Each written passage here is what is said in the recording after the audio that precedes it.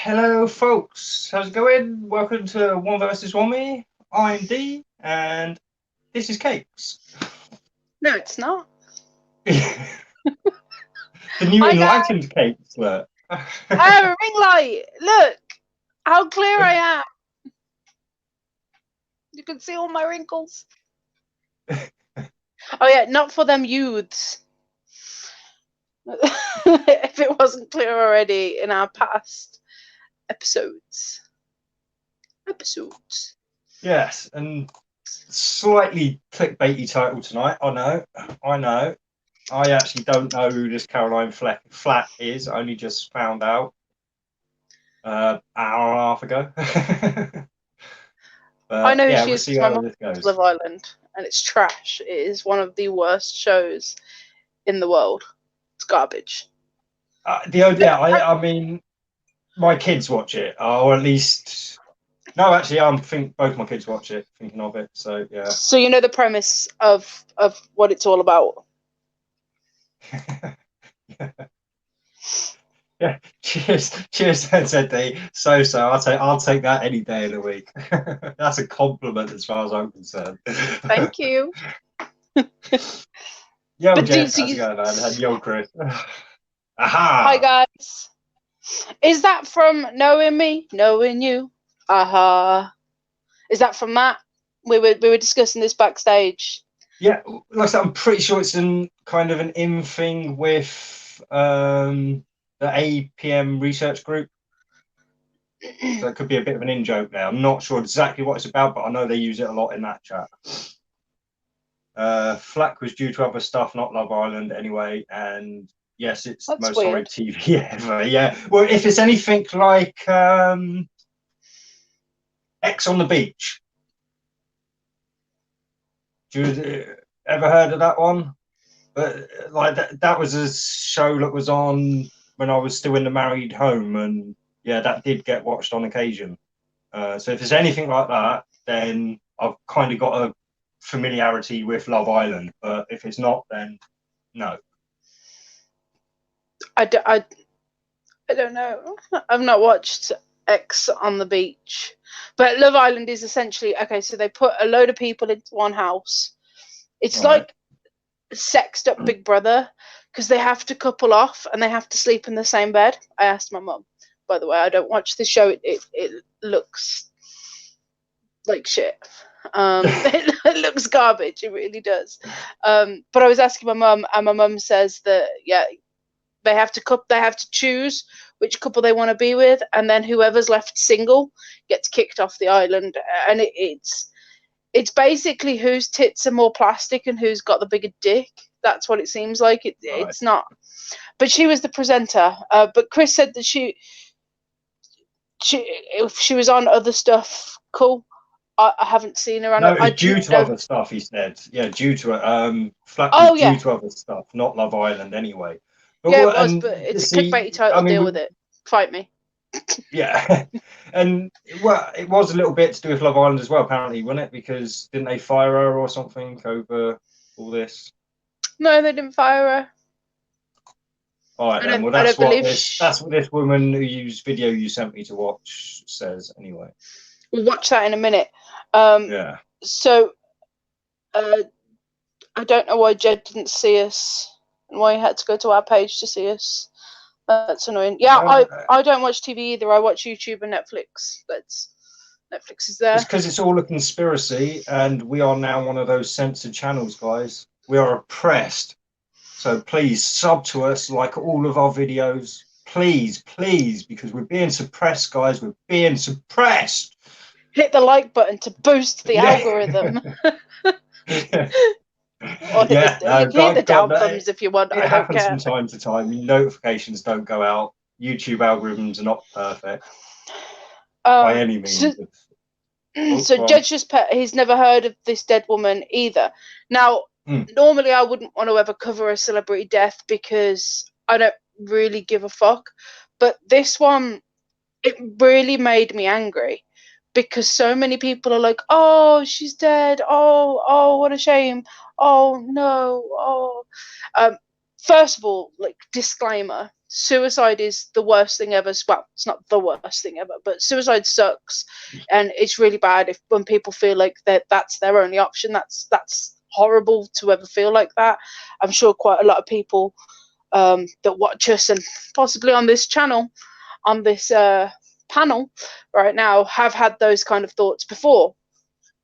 So, you know, suicide does suck, especially for those that it affects.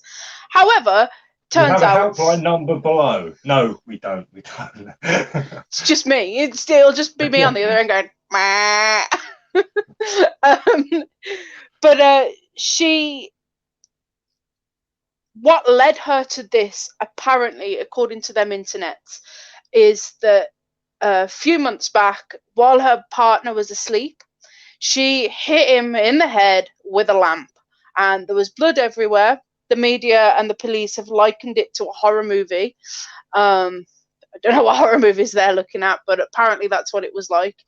And the media, rightly so, or wrongly so, I think rightly so, because if somebody's in the public eye and if they do something like that, which is grievous bodily harm, they should be made a point out of, I think. I don't know about you, Dee.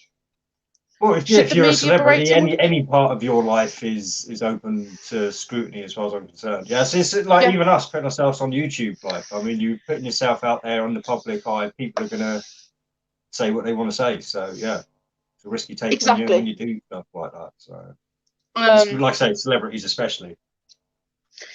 So she was sick and tired of the media berating her, which, I mean, that's what the media does. Get over yourself. And then hung herself. Instead of dealing with it and facing up to what she's done, she, in my eyes, has taken the easy way out. Now, I know it's very easy for me to say this because I don't know the full story. I don't know her personally. I don't know the guy personally. But on face value, that's how it appears. And if you flip that, and the amount of people that are sad that she's dead, but ignoring the fact that she's abused someone, they're completely ignoring that. But if it was the other way around, if it was a man that had abused her and then hung himself, it'd be good riddance. Yeah. It would be just good riddance. Let's catch up real quick. So right, so yeah, I was off looking for memes, but I couldn't find any decent ones. So I'm not going to put any up on the screen. Seemed like there were some Facebook memes regarding her death, but the message was to distract from it. I think they're trying to pass a new law in her name, Caroline's Law. No, you're talking pap, surely. Huh? Does he mean stuff? No, it's not just the paparazzi, it's the media as a whole. There's been the media berated her in the press, like physically with news stories, and she's pleaded not guilty. She's the only person in the room. The lamp's not going to jump off the bedside table, land on his face while he's asleep and she's asleep. That's like, how can you plead not guilty to that? I don't understand. There's nobody else in the room. Like, I can't comprehend that. So the media's obviously grabbed onto that she's pleaded not guilty, and now she's dead. She died. Play the video, please. Okay. Play the video. Hit the button. This is why I'm more angry. Even more angry is because of this. Sorry, guys. I will get to it. Good evening, you're through to Miss Jarina Starr, and I'm back with my vlog. And tonight's vlog, I just want to talk about the very unfortunate news of the passing away of TV personality Caroline Flack, or is it Caroline Fleck? I think it's Caroline Flack, yeah, who was the host of Love Island, unfortunately committed suicide yesterday, or Valentine's Day. For those who don't know, but she's, been going through an ongoing court battle against a lover's tiff that she had with her boyfriend. Lover's tiff. Last month, That's what I was thinking. where they got into this. But these were hell bent on accusing her of being a husband beater. and I just felt like the way that they put an injunction on her and everything, like it was just politically motivated. You can tell it was politically motivated.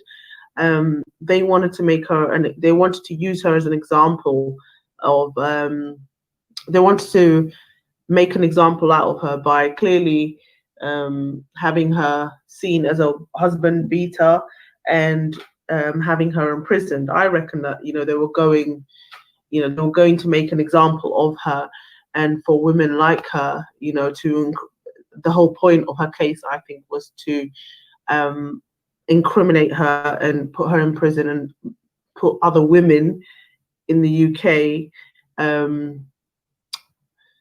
locked up as husband beaters, basically, when it's the other way around. It's always been, and it's not necessarily the fact that women go through with they're not the biggest domestic violence people. They're not. It's always women that are the victims. But I felt like the court wanted to, so the court and the police were trying to make an example out of her, and I think the poor woman, like, the pressure got to her, and the court put an injunction on her that she can't see her boyfriend. I just found that so weird. He didn't accept the injunction. Like, he's a grown-ass man, but the court decided she needs to stay away from him. So I think the pressure got too much for her. I mean, she lost her job with Love Island, and then she had to deal with like online trolls and all right, Chuckles. Yeah, sorry. See, that's the point. That's what made me think she'd lost her job, because obviously you sent this video earlier. I gave it a watch, and yeah, obviously that's why I think she'd lost her job. So yeah, I mean, did you want to carry on with that one? No. I didn't watch any further than that. I didn't. Like, at this point, I was close to just dropping my phone in the bath and ending it there. Yeah. Like, I mean, it's laughable what she's saying, really. Well, you stop there. I watched the whole bloody 20-minute video, and it's 20 minutes of the same old crap. It really is. He's just sat there like saying that it's almost impossible for women to be like beat up men and all this kind of. It was. It's ridiculous. It's ridiculous. The woman is always the victim. Fuck off. Yeah. Is the woman always the victim? I have seen so many women emotionally manipulate a man, which sometimes I think is considerably worse than physically beating. I think emotional manipulation can make you feel worse than a punch in the face. I mean, I don't want either. That's not an open invitation to punch me in the face. But I can't. Women are always the victim. It's comical. It's honestly comical that she can have that opinion.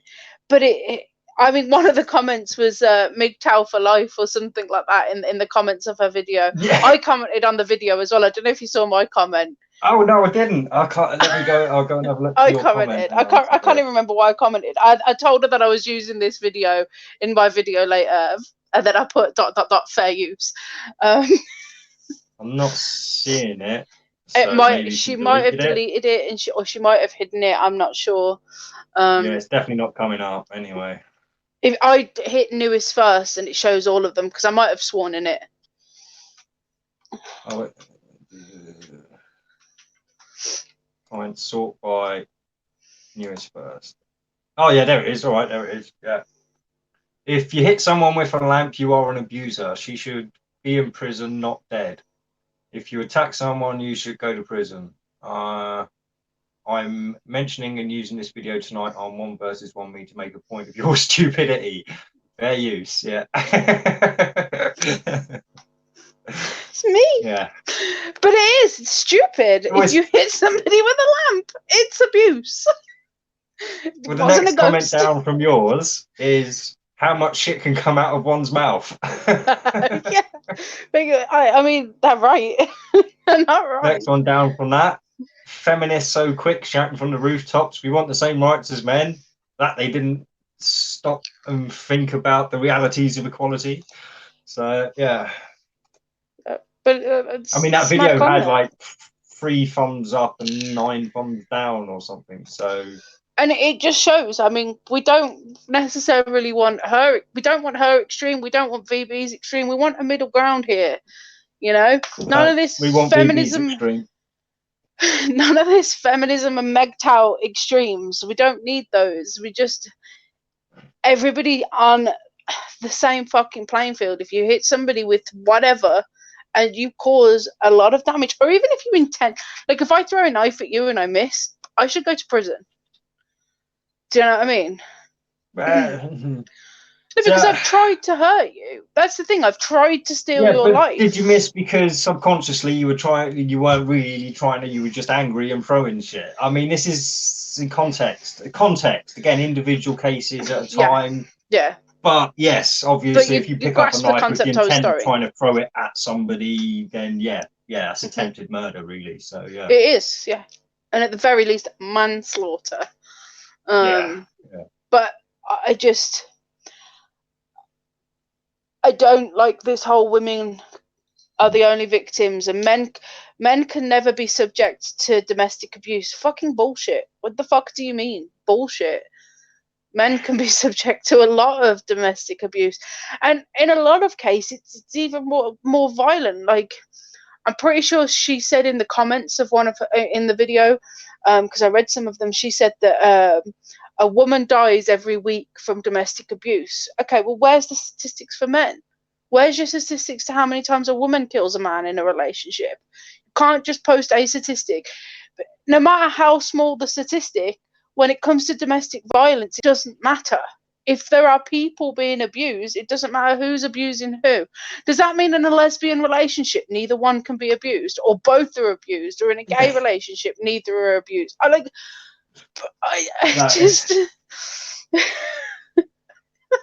don't know. No, it is. It's part of the agenda. I mean, not being funny. This Caroline Flack, sorry she's killed herself and stuff, but I mean, it does seem a bit agenda driven. On the 14th, on Valentine's Day, and this is a woman who hosts Love Island, and she kills herself. I mean, things not adding up for me, put it that way. I mean, I'm sure the conspiracy nuts will go wild with that, with the whole Love Island, Valentine's Day, big blonde celebrity. Yeah.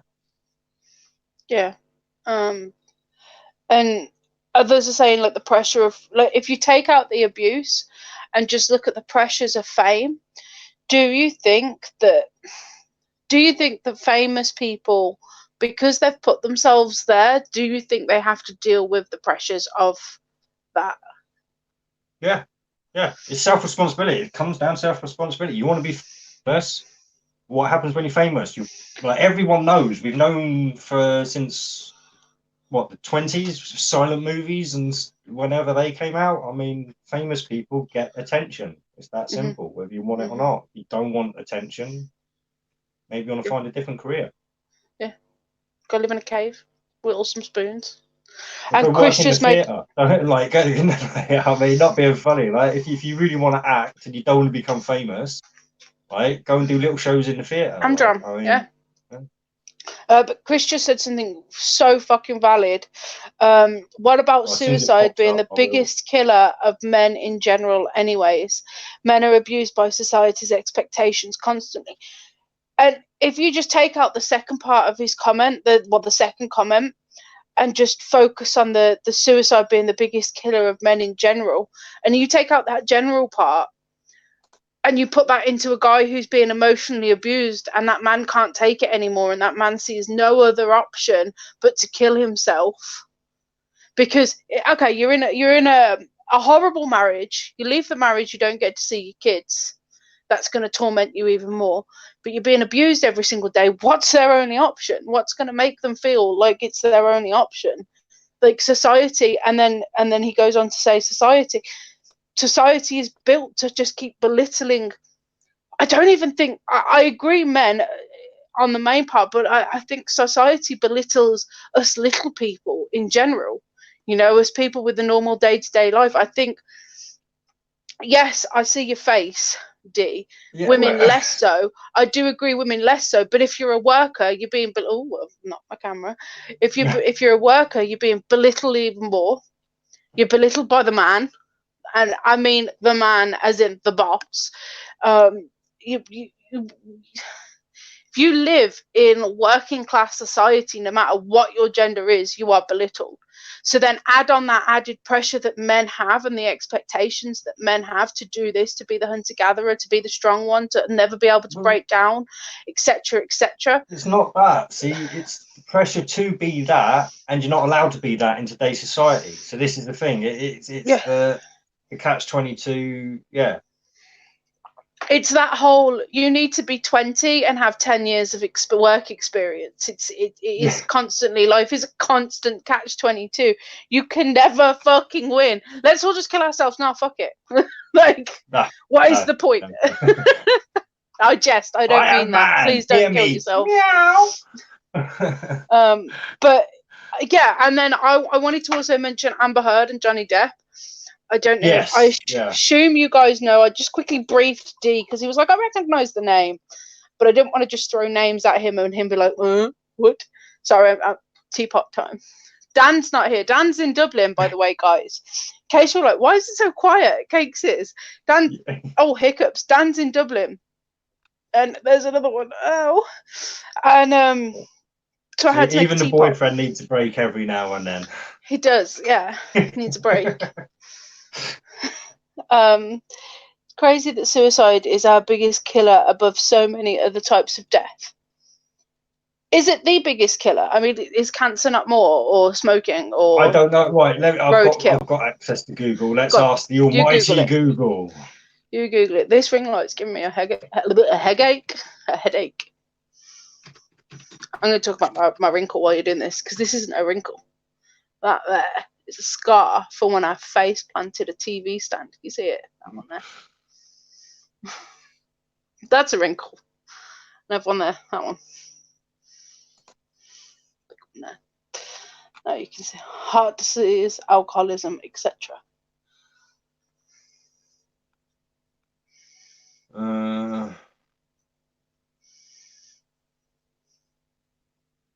There's 16 suicides per day in the UK.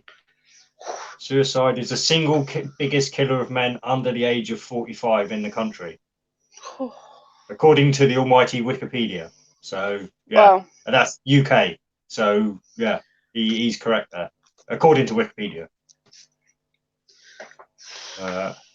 That's horrible. Yeah, after that it becomes like heart diseases. That hurts. Like, I shit you not, that hurts right here. Like, honestly, that hurts, because a lot of my gender's doing that, and women are bitches. Phoebe's been trying to warn you all. Phoebe has been trying to warn you all.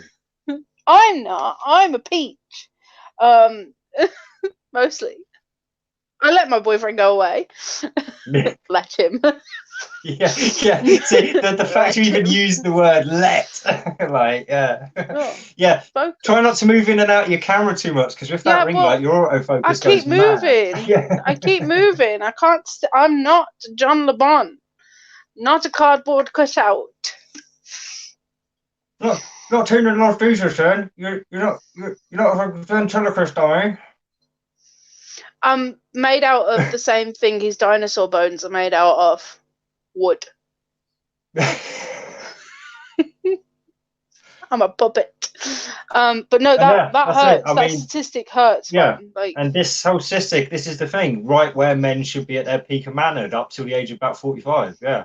I've got a few years to go with my peak. And yeah, they're killing themselves instead, because and I'm not gonna lie. Yeah, I mean, I've definitely had times in my life where suicide's been an option, but obviously ever since I've woken up, it seems ridiculous to me. But yeah,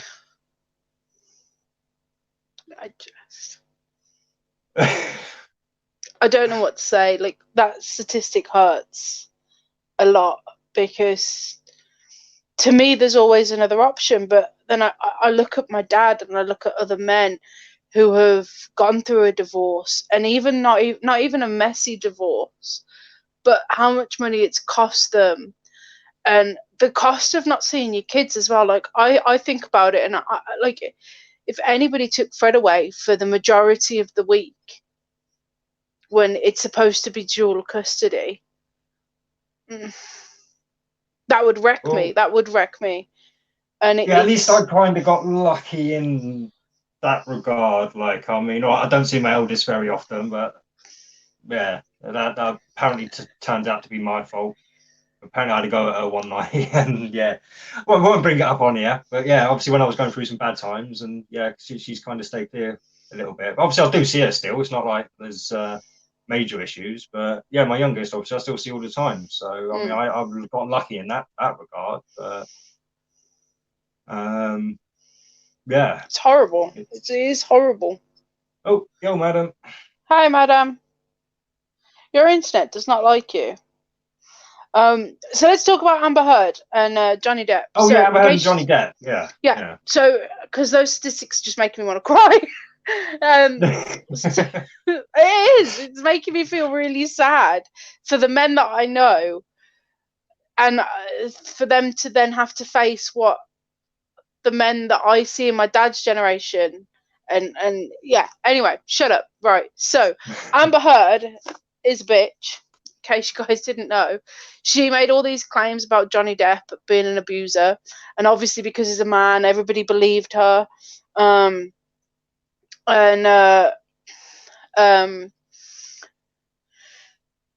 He lost his job on Pirates of the Caribbean, lost loads of other films. I think Disney cut ties with him, snip, snip.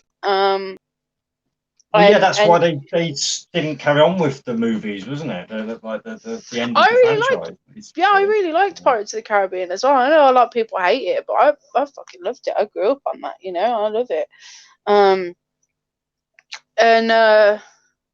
Yeah, it turns out that actually it was her abusing him, and that there's now loads of video and audio footage, photographic evidence of her like putting cigarettes out, on his face, chopped his fingers off, or finger off, sorry.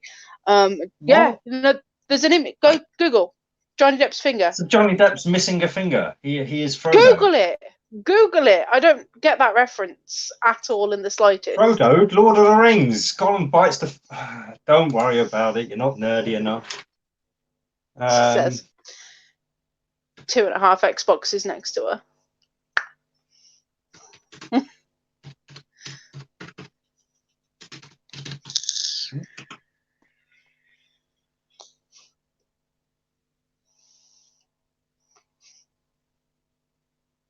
Oh yeah, tip of his finger.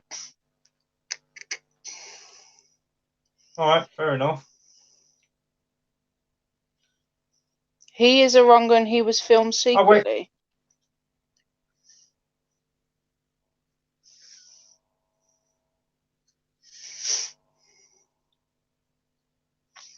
Yeah, this is the thing. A lot of it here is saying that Johnny Depp did it himself. I don't know. I mean, I know she's confessed to a lot of it. So. I mean, of course he's a wrong one. I mean, he's a bloody A-lister Hollywood movie star. I mean, they're all wrong uns. Yeah, but it's sorry, I'll put that one. Yeah.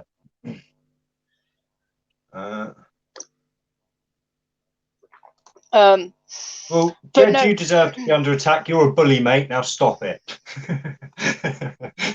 Why is he a bully? Oh, well, because Free Spirit said so. Yeah. Oh God. Oh, she's done my head in this week. Ugh.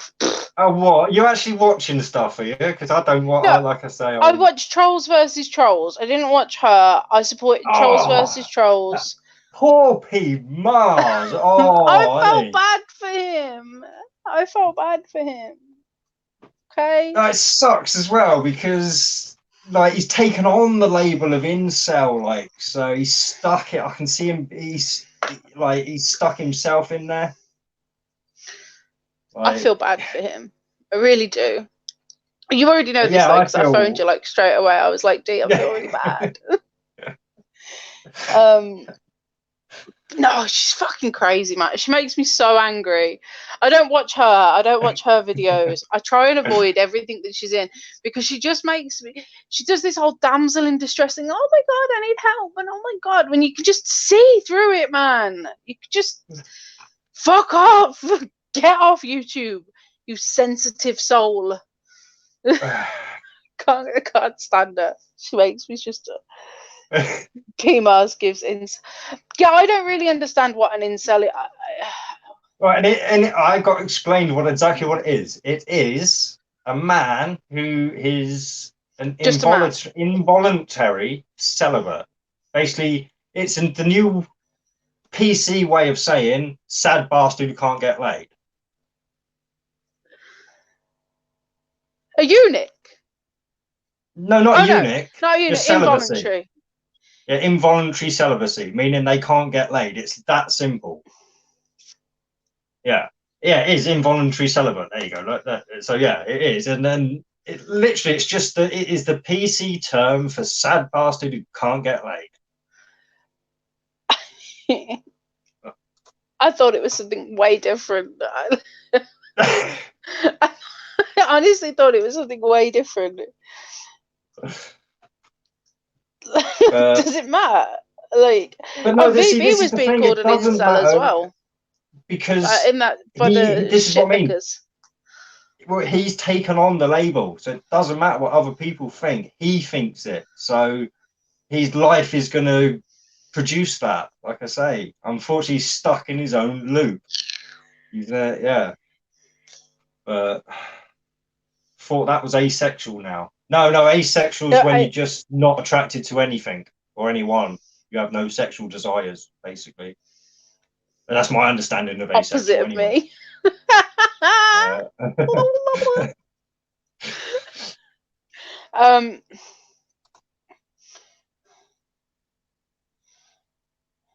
He uses it as a manipulation tool to try and get women. That's a good point. He might use it as a manipulation tool because women do like a victim, as Cake's demonstrated. But when? Oh, I feel so sorry for him. Oh. No, that doesn't mean that I'm gonna go and like put his dick in my hoo-ha. Like, well, no, not necessarily you would, but if there are women that would feel like that and maybe chuck him a pity fuck for it. Yeah, maybe.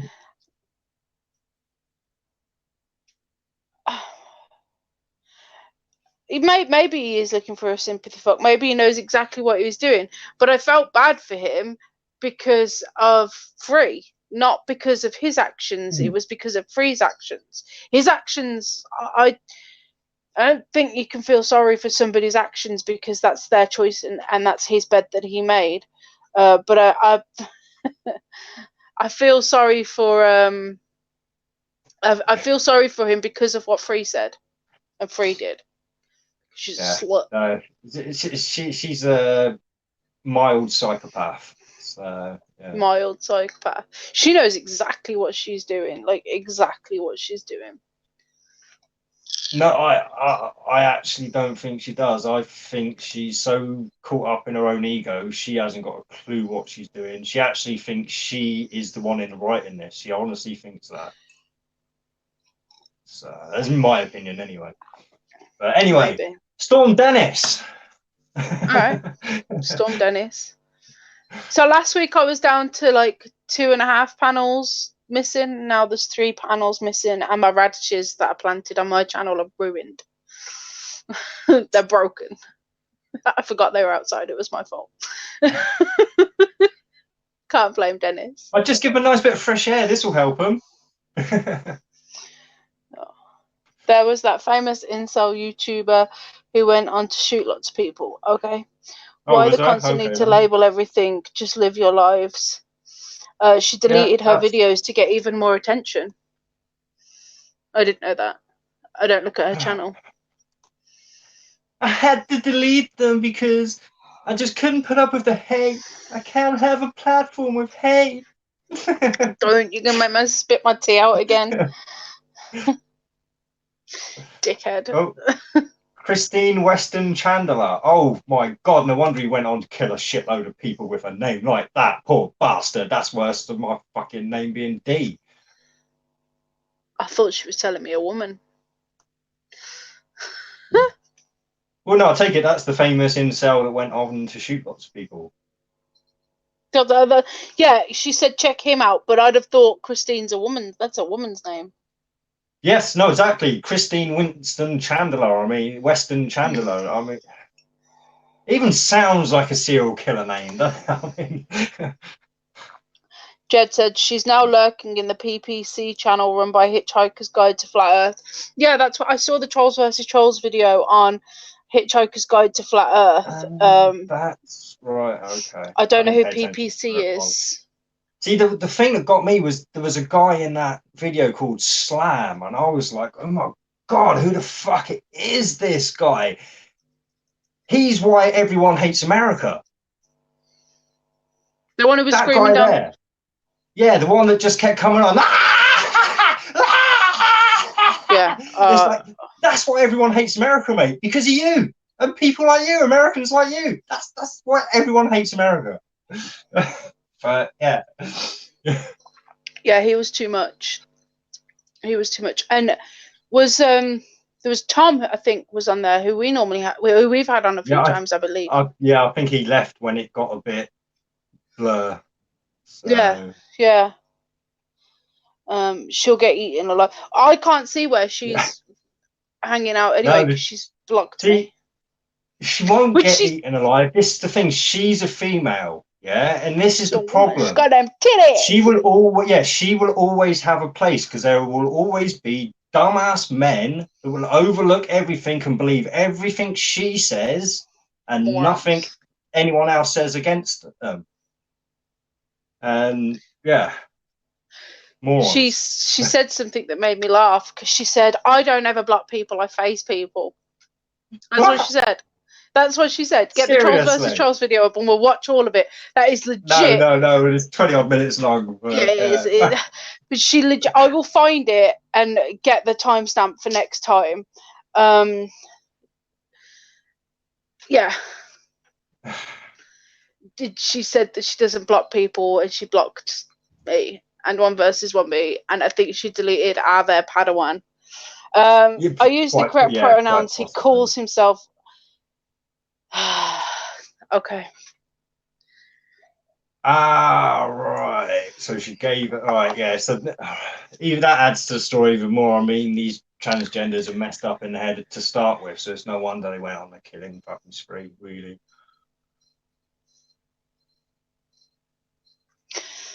Her shit never floated with me. Could see right through her waffle. I think. Yeah, you could see that. Yeah.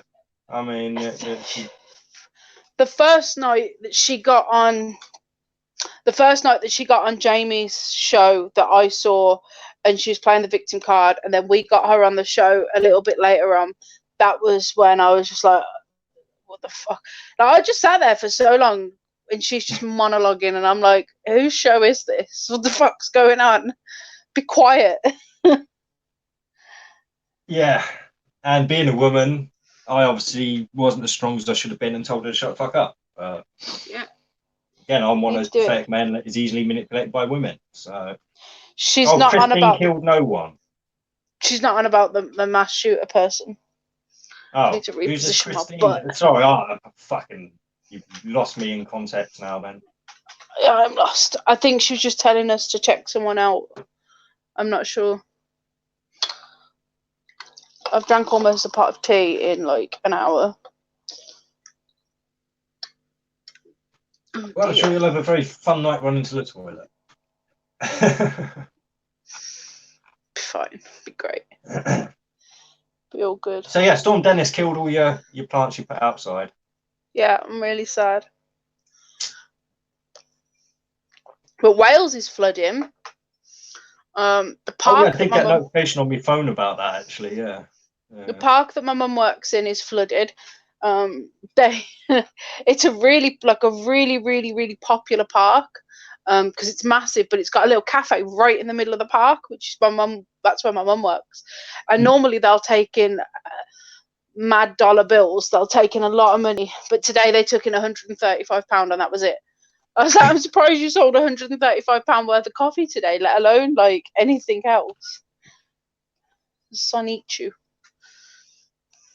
Yeah, I've just typed it in. It looks like a Pokemon thing.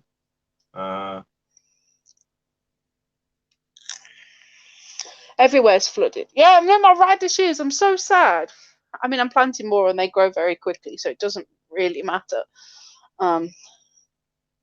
Hopefully some of them survive. I'm going to just leave them there and see what happens, because I honestly don't know what will happen. But I'll film it. I've got more. I'll turn the camera around and show you what I'm filming right now, but it took me about 10 minutes to get it at this angle.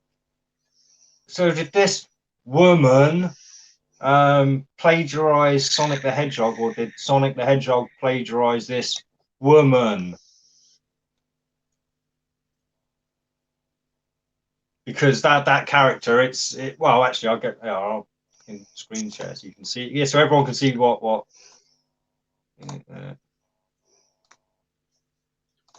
The bloody hell you're talking about, man. There we go. This is. Let's get the bit. Oh, there we go. A bit of a bigger image there. This one here. Sonichu. Yeah. It's Pikachu and Sonic. It's a yellow Sonic the Hedgehog, basically. It's Pikachu and Sonic. Look at the tail and the ears. Oh yeah. Oh, it is. You're right there. So yeah, and that Sonichu, fucking wake up, the twat. Sonic Pikachu. I'm now interviewing for a new co-host. Yeah. If anybody wants to be my new co-host, please message me at cakesneedsanew-co-host.com. Thank you. Watch it tonight off air. Okay. No, I don't think I will. But yeah.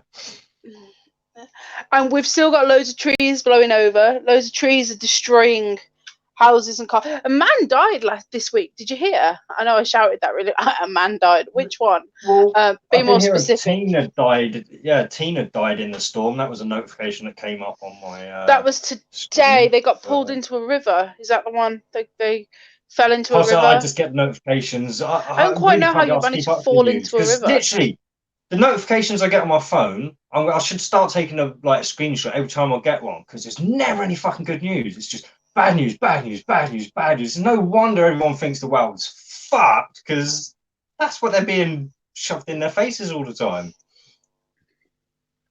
But then we get annoyed with the fluff videos. To be fair, you get annoyed with the fluff news. Like, oh, puppy rescued something great. Where's the real news? How's that going to impact my day?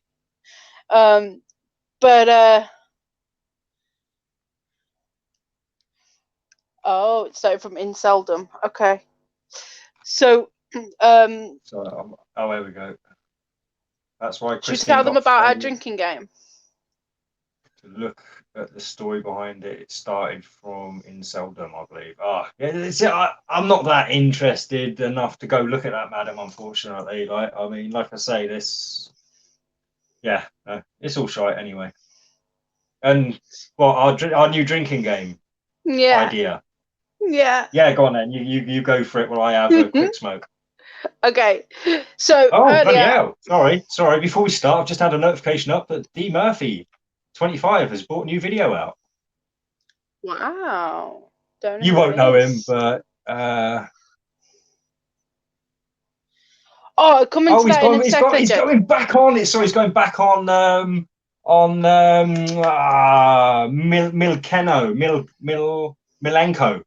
He's going back on Milenko. Yeah. He's been back on it. So yeah. Oh, sorry, what on earth you're talking about? So Dave Murphy, he was my Flat Earth Awakening. He was the person who woke me up to Flat Earth and all this. Yeah. So. Okay. So I'll tell you about our drinking game, and then I'll talk about Jen's Yes, comment. go on, please. Right. So I'll tell the anecdote for this drinking game first. Right. So I was watching. I was going through YouTube earlier, looking at people's videos about Caroline Flack to see if anybody kind of agreed with my perspective. But most of the videos I could find were just news videos. And then I came across a certain Jamie Brown's video. And I watched the first sort of 2 minutes of it, probably about 2 minutes of the video.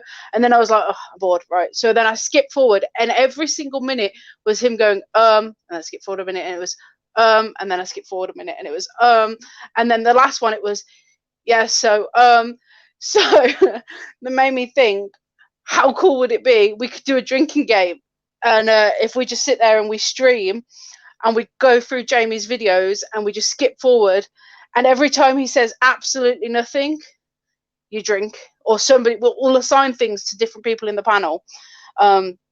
So if he says nothing, somebody drinks. If he actually says something other than somebody else will have to drink.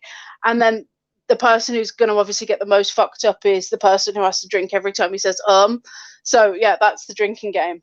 And I think it'd be And I'm pretty fun. surprised he didn't come up with this himself ages ago, just to get extra views when people want a drinking game. Yeah. Chris said you'd dead cakes. You're welcome, Jamie, if you catch this, and you're welcome to use that idea, mate. Don't worry. I didn't You'd hear be what dead cakes there. Yeah, I would die. I'm sorry, I I've had will a die. load come up there. What about VB's return? Yeah, that's return. Jed comment. Yeah. No, not Jamie drink. Us drink. Yeah, I bet she wasn't happy. Like I say, I mean, I'm surprised you didn't bring up the fact that she used a pretty raw, emotional moment to score points as well. To be fair. Yeah, so VB's return was great. I was so happy. Well, I mean, obviously, me and V get annoyed. Me and VB, I can't fucking speak. Obviously, me and VB get annoyed with one another, but like you guys know that it's like a love-hate relationship. Like there's so many aspects of VB that I absolutely love, and there's so many aspects of him that make me really angry. But I have to say, I've thoroughly enjoyed his live stream on the shit lickers the other day. That I was like, props to you, because you read the comments of all the shit lickers. They have nothing valuable to bring to this conversation. They weren't trying to have a conversation with VB. It was just a massive fucking circle jerk. The last comment was a joke. The last comment. Oh, okay.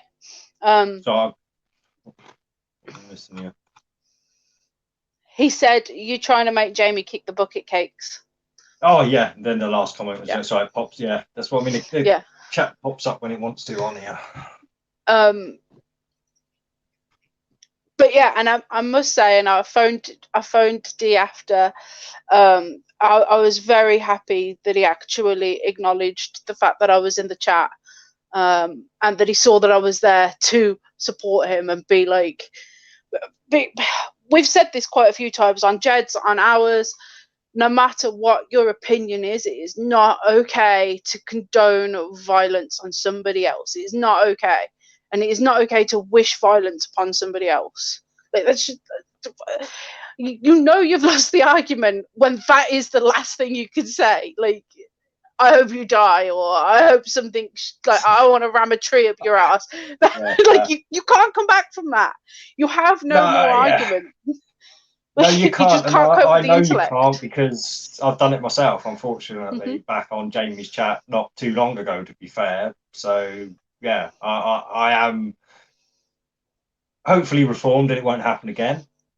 But yeah, so I hope I've learnt my lesson from when I did do it. But yeah, no, it's not right. It's not on.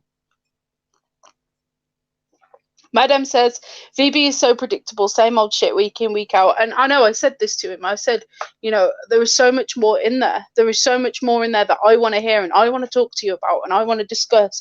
I don't want to have the same arguments about our gender every single fucking time I speak to you. I want his opinion on other things because he's a smart guy. You know that he's got intelligence in there. First of all, you need to understand what a terrible person you are and how much of a detriment you are to humanity, and then maybe you can have a decent conversation with them. I'm the worst.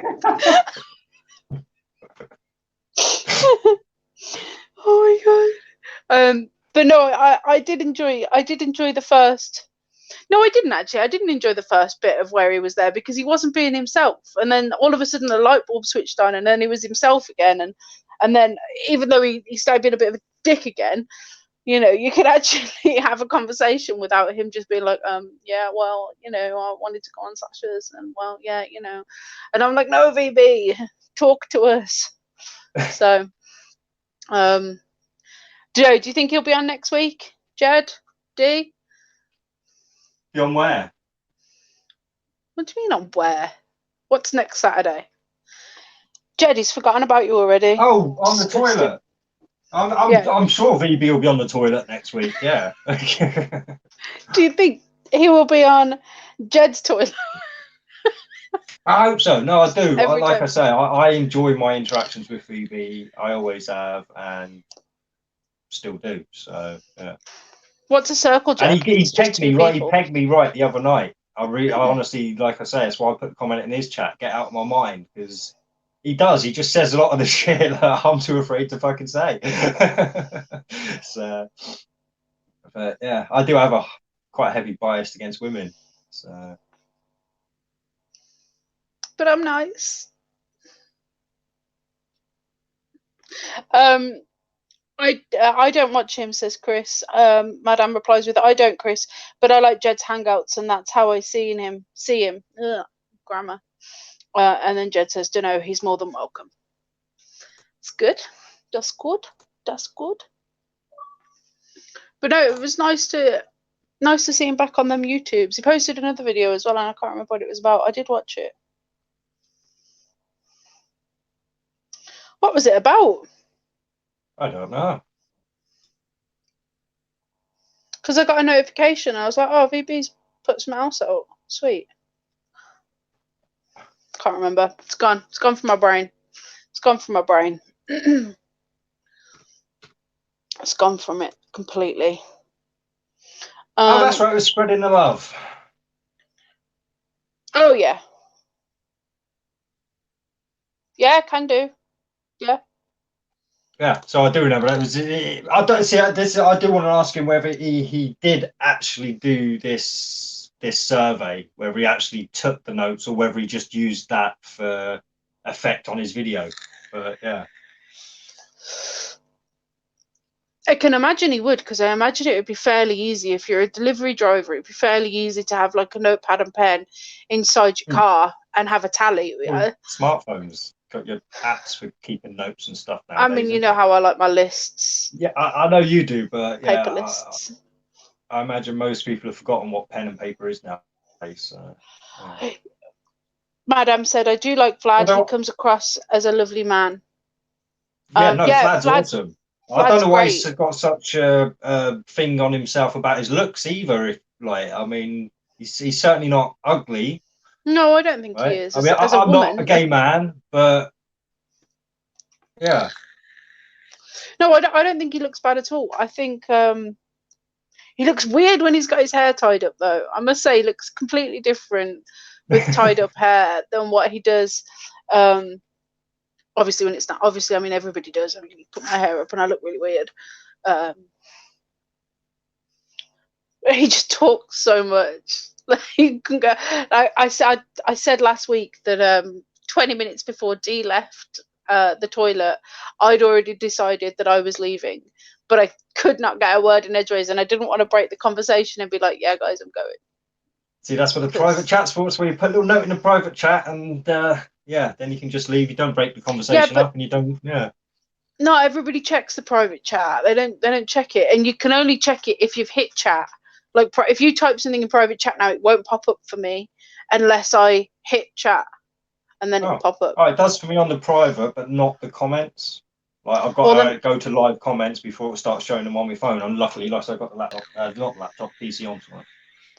Yeah, I got Dan left his laptop with me so that I could edit videos. I filmed like three or 4 hours of videos, 3 or 4 hours of video, and got it down to I think 8 minutes in the end.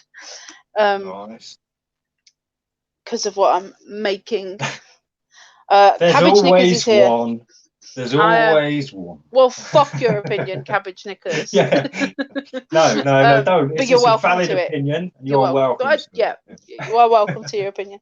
I do really like Vlad. He's a really, you can tell when somebody's just a humble, nice person, you know, like he didn't want like when VB thought that he was being a dick, he genuinely did not want VB to think that he'd been horrible, you know. And well, and the thing with Vlad and you saying he talks a lot as well. The thing is, he's moved off this platform now. He's moved on to BitChute. He's been away for ages. He's come back for a couple of shows. I'm sure he's got shitloads he wants to say, if you know what I mean. So I'm sure there's a lot of built-up stuff that he.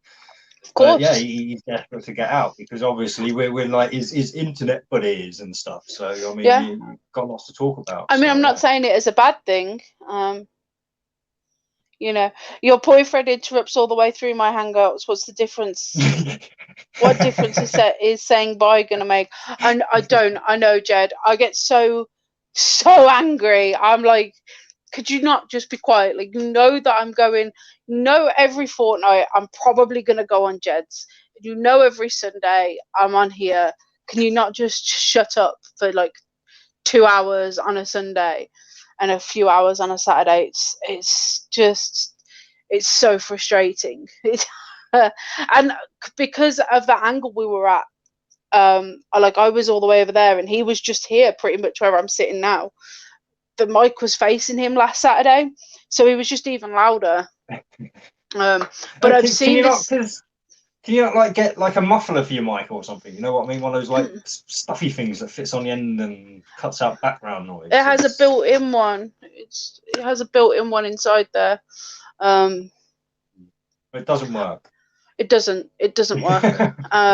But what I was going to say is I've seen this little Nest mic that's $30, so it's like what, 25 quid online. So I'm going to purchase that, a little Nest mic. So then I'll have ring light, Nest mic, and then I'll just use my earbuds for hearing you. Because otherwise I won't be able to hear you if I don't have an earbud in. Because, you know, deaf. Yeah, well, no, so my plans for buying stuff are pretty much on hold for a while. Like I say, so as we were discussing before, my driving ban is over on the 13th of June. So I need to save up so I can get some sort of vehicle. Probably be a scooter, to be fair. I'll probably end up getting a scooter rather than a car because I don't think I'll be able to afford the insurance on a car. And I didn't know you were banned, and then I spat my tea out. Yeah, I know. I didn't know this. I just assumed that your back hurt, and that's why you didn't drive. Like, I just assumed you didn't drive because of your back. How the fuck are you going to drive a scooter with a bad back? Like, seriously? Well, this is... if I can pick one up, it's an option. So... physically lift it? No, like pick it up from, you know, if I was to, if it was to fall over for some reason and I need to pick it back up off, if I can do that, it's going to be a fine. Because once I'm sat on it, what you're doing, your weight's basically on the bars, on the handlebars. So the back weight is distributed quite nicely. It's like where you'll see me quite often here leaning forward because I've got my elbow on the desk, so it adds a bit of upper body support to the back, so I'm not putting pressure on the spine. I think it would be the same thing with handlebars. Obviously, I'm not sure about this, but I just don't, honestly, I mean, I can just imagine insurance, what the insurance for a car is going to be. It'll be like at least £1,000, at least. Oh, what a shame. And I can't afford that and a car. So I don't drive, and I've never learned. I've driven a car once and I crashed it into a big rock. I mean, I had drank a lot of whiskey, so that would explain that. But I don't really have the desire to drive because where I live on a main bus route that can take me anywhere, and if the bus can't, then the train can. So expensive. Train is expensive, yeah. But I like the comfort of you can stand up and walk and you're still going in the direction that you need to go. Whereas when you're in a car, you can't stand up and move around. And I'm such a restless person.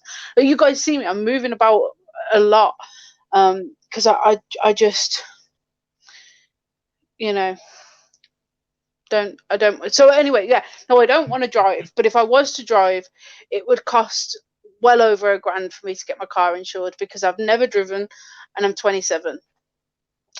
So that's why. So £1,000 to me seems like not a lot of money when mine would be closer to £2,000. Right, Corona. Well, this is just my estimation. Okay. Like I said, I've not actually looked at quotes. So, yeah, I'm guessing it will be at least £1,000. But, yeah, it'll probably be closer to 1,500 to 2,000 because, like I say, it's got that, until that drug charge is off in, 5 years or 10 years or however long it takes to get that charge off. It's going to be ridiculous.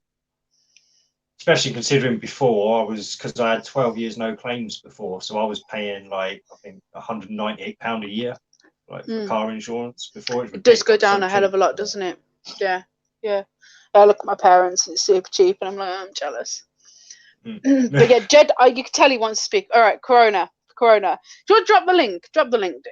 Drop it. Oh yeah, we haven't put the link out. Sorry, guys. My Chris bad. says his insurance. Chris says my insurance is finally getting cheaper now. So I know Jed's going to want to talk about Corona if he wants to come on. We'll Feel free to hit any of yours. Yeah, anyone. That's to anyone.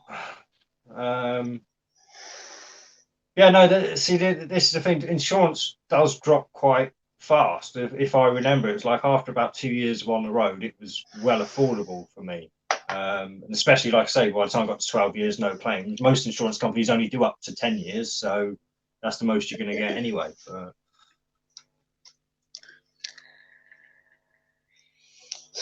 So, yeah, how many people are we up to? See, I don't know what you think, because we haven't spoken about this, and I was just like, chuck Corona in. Let's do it. Let's talk about it. I might have mentioned this a few weeks ago, but I honestly believe that it is being completely blown out of proportion. Oh, no, it certainly has. Like I said, I mean, I've brought up this statistic a few times now, but 450 people a year die falling out of bed. Are we going to ban beds? Yeah. I mean, it's ridiculous. And I think it's China because that they hate foreigners, basically. So I think they've devised this to get rid of all the foreigners from their country, because everybody's running from China like mad. So I think they're just trying to purify their country, basically. Yeah, possibly. My mum's friend's daughter studies in Shanghai, and she's been deported she wasn't given a choice or anything. She is physically being deported from her university, and she's now having to study up in Hull. Like, she's not allowed to study in China anymore. Yeah, see, they're just trying to get rid of us foreigners because they're racist bastards. They're racist. It's funny how it works the other way. But I watched quite a few of Jed's videos. Oh yeah, I mean, yeah, Jed's definitely got a point affecting the whole trade and all that kind of thing. And but there was another video. Yeah, he showed a couple of other videos on one of his videos on his PlayStation. I saw it. And he was talking about the control the government have over the people, and it raised so many questions that I can't find answers to. So I'm hoping that somebody else has the answers to it, because you raised the point, but you didn't answer the question other than control, which was there were so many people being dragged out of their houses and being dragged down the street and into ambulances that weren't ambulances. They were just steel boxes, and they're screaming inside of these boxes to go to hospital, and they're being taken to hospital. But I don't understand why they're resisting that. Why would you resist going to hospital? Well, because, you know, it's a scam. You're not ill. You don't need to go in hospital. They know what's happening to the people in hospitals or prison. I'm going to pop a link to Max Egan's video about this, because he shows a lot of interesting clips. I mean, I think Jed showed a couple of one of the same clips that's on this video, but this one. So this link here is to Max Egan's video on the coronavirus. And yeah, it shows some pretty savage stuff of them, like, putting big metal frames around people's doors with this big, like, solid, I don't even know what you call it, tensioner bar that stops the door being able to be opened, basically. So they're not quarantining people; they're just locking them in their homes, like no food, no drink, or they don't know what's there. In apartment buildings, like the way to block a whole apartment building off or quarantine it, they just bulldoze a load of mud up against the front door, and that's everyone locked in the quarantine zone. And these hospitals they've built, they're literally, there's bars on the windows on the outside, the walls are metal, the doors are metal, there's bars on every single window inside. They look like prisons. There's something messed up going on, and I think it's a lot bigger than anything I've heard so far. I mean, but it's not a hospital. That's the point. If you go and look at it, it's a prison. It is a prison. And Madame's just put, we have this every few years: space flu, swine flu, Ebola, etc. We do, but I have not seen people with Ebola and with swine flu and all the other ones being beaten up and dragged to hospital and carried into rooms in biohazard suits, kicking and screaming. You know, when you saw the videos of people with Ebola, this was, correct me if I'm wrong, but I believe Ebola started in Africa. Yeah, that's. So me personally, I thought it was African population control. That's what I personally thought it was, them trying to control the population in Africa. When it happened, and it got blown up over here, like we were going to get it to cover stuff up. I feel like a lot of the time when they do these flus and things, I think a lot of them, and viruses, I think a lot of them over there maybe population control or something more sinister, and over here it's to blow something up and cover something else up or distract us from something else. You know, there's always multiple like reasons of why things get done. It's very rarely a single reason. But I mean, the thing as well with these things, a lot of this does seem man-made, like produced. And I mean, it's just, if you believe the old HIV and AIDS virus thing, I mean, that was concocted in a lab and introduced, like, basically. And then this Wuhan coronavirus, there's a chemical research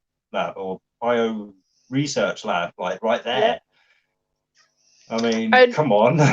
Also, if you look at something else that makes me steer even more into the man-made aspect is smallpox. So smallpox was eradicated, but we still keep smallpox in 2 safe locations. One, I believe, is in America, and the other one is in Russia. Why have we still got these viruses, and why haven't they been safely disposed of? Why are we holding them? Is it so that we, in 10 years' time, we could be like, oh shit, no, Africa's got smallpox again? You know? Oh, right. So you're fine to save the pandas and save the polar bears, but fuck smallpox. That can be eradicated and gone. Yeah, that's just bad for us. Yeah. Like, genocidal maniac, you. Fuck off with your fucking devil's advocate, you dickhead. I will flip your hat off so the whole world can see your bald spot. But I'm right. Shut up. Okay. Why would they keep smallpox? Again, to have it. I'm sure now those 2 vials of smallpox are worth billions. Like, I mean, it could just, right, not just a monetary thing, but that could certainly be an aspect to it. And control, again, like, he who controls the means to destroy a thing controls the thing. Madam just put, you just need to see if it has a patent. A coronavirus does have a patent, and the vaccine for coronavirus started 5 years ago. Because I did read somewhere that it's got a patent. There's a few different strands. Strains, well, it's just common cold, isn't it? The coronavirus is just basically it's the common cold. It's a variety of common cold, or some. AIDS has a patent. They did a VAC program on gay men for Hep C in New York and San Fran. That's where it spread, not from Africans, as it was claimed. That's interesting. I didn't know about the I didn't know that. I knew that it was man-made, but I didn't know where it originated from. That's very interesting. Well, they've applied to patent a drug made by US company Gilead to treat it, but I'm not seeing anything about the actual virus itself. Oh, wait there. No. Yeah, no, I'm not. So I can't find an actual patent for corona, but they've applied for obviously a patent on the treatment.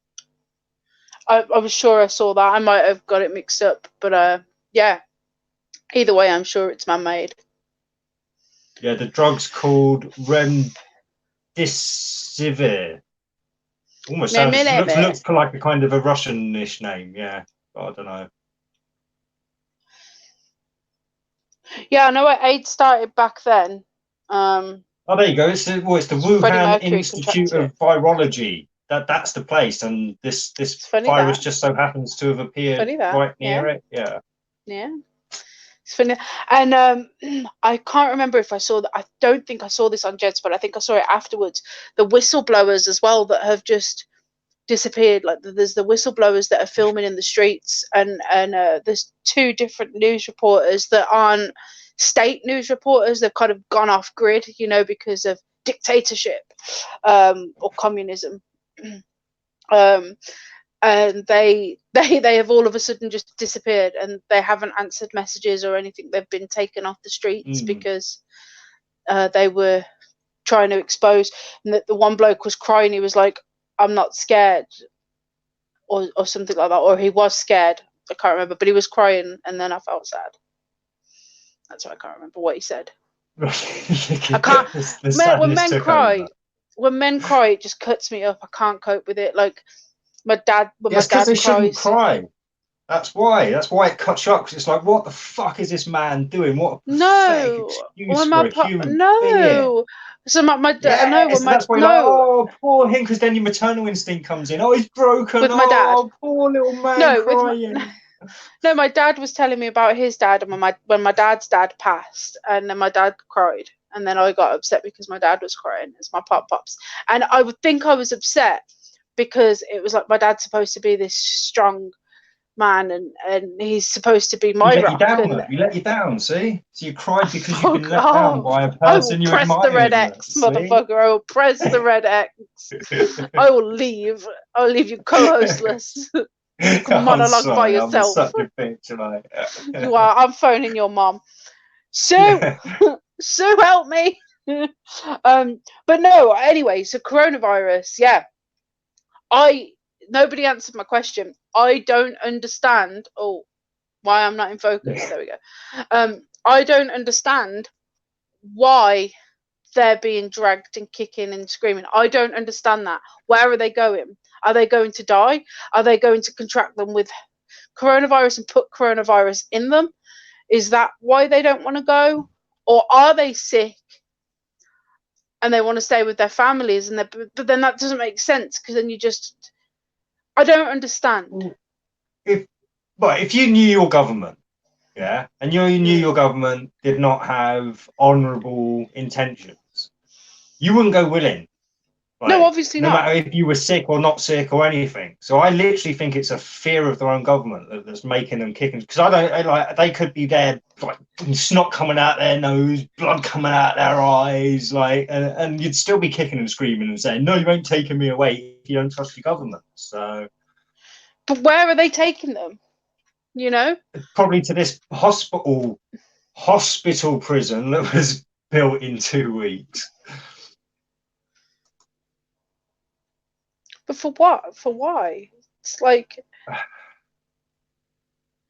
quarantine is to stop anyone else getting sick. I mean, what is the mortality rate? I think it's like 2% mortality rate. Give me a second.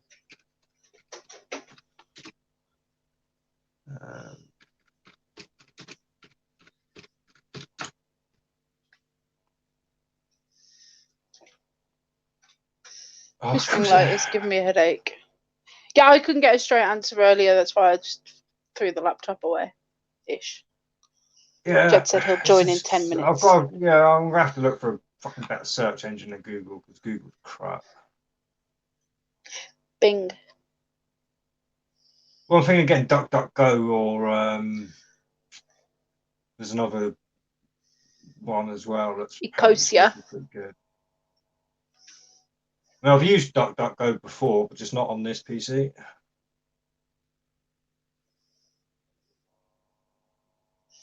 Reddit Yeah, no, will tell you. I can't find death rates from it, but I have heard that it's like a 2% death rate, which seems pretty high to me, to be fair. But Well, what's the what? Hang on. Death per excuse me. percentage of flu.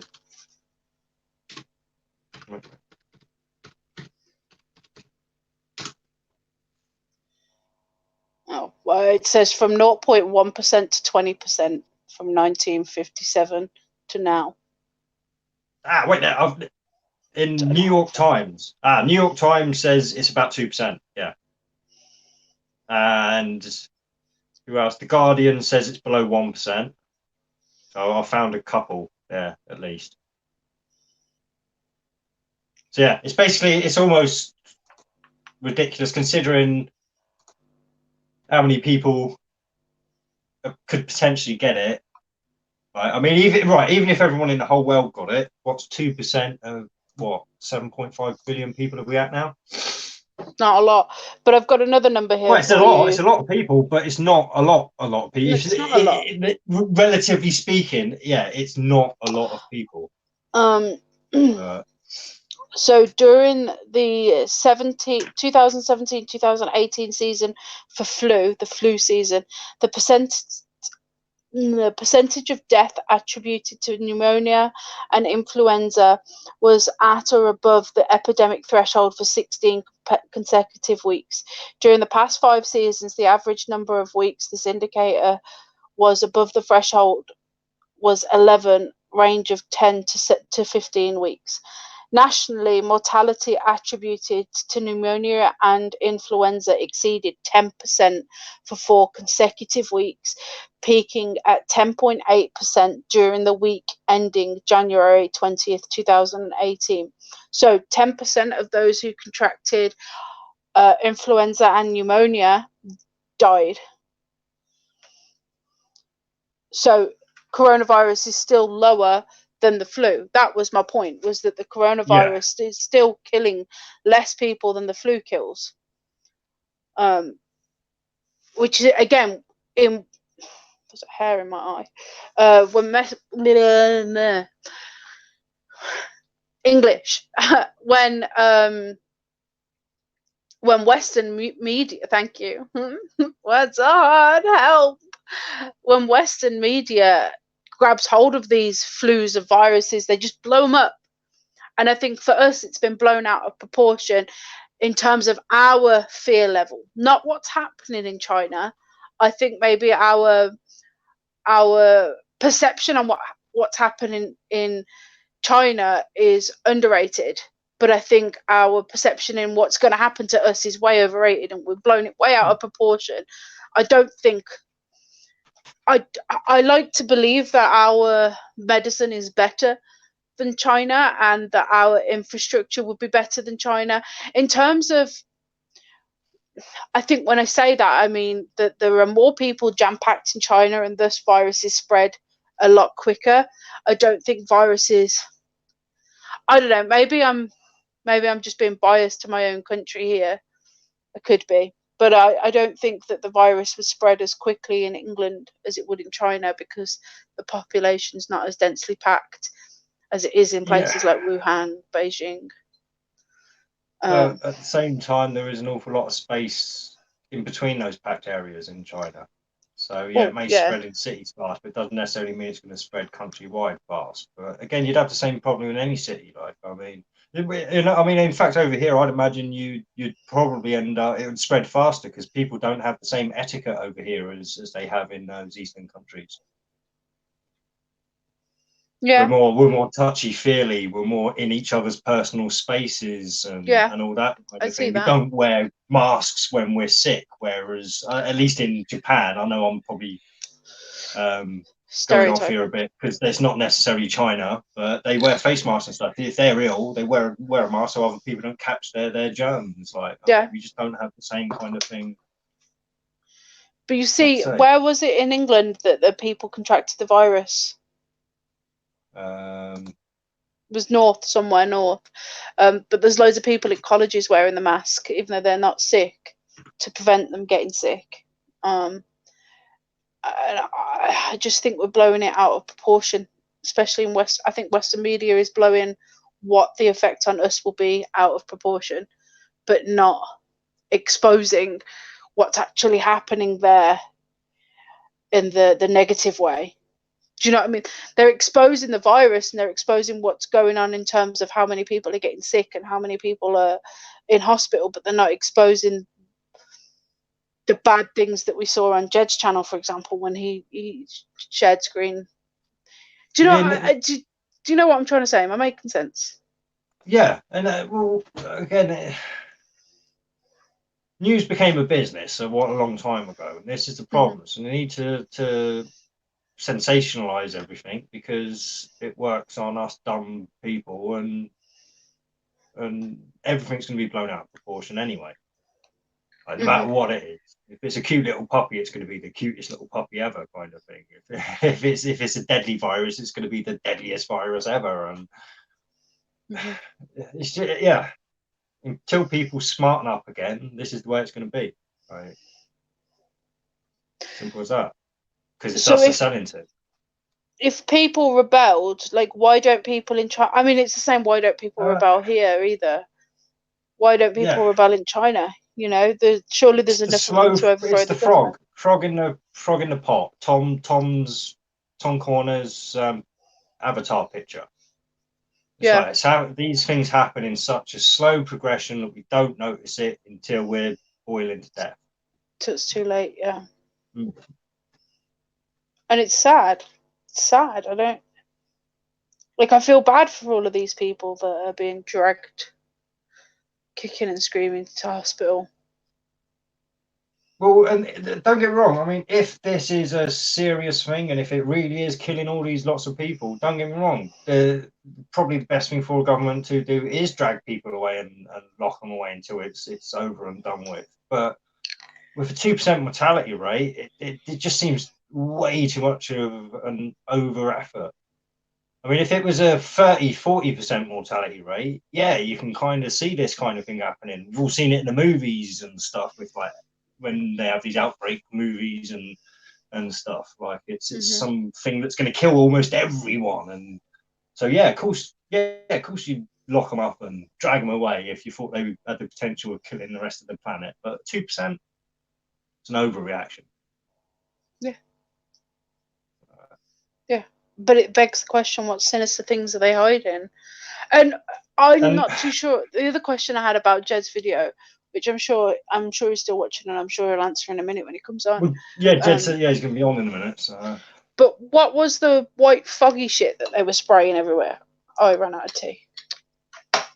See, I think that clip was taken from something else because I'm sure I saw that clip a few years ago when they were doing the Zika virus over in Brazil. Oh, I forgot about the Zika virus. So I'm pretty sure I'd seen that exact footage, not just footage like it, like that exact footage. But I could be wrong. And then again, this could be the whole Mandela effect. You know, poor memory. Yeah, could be. But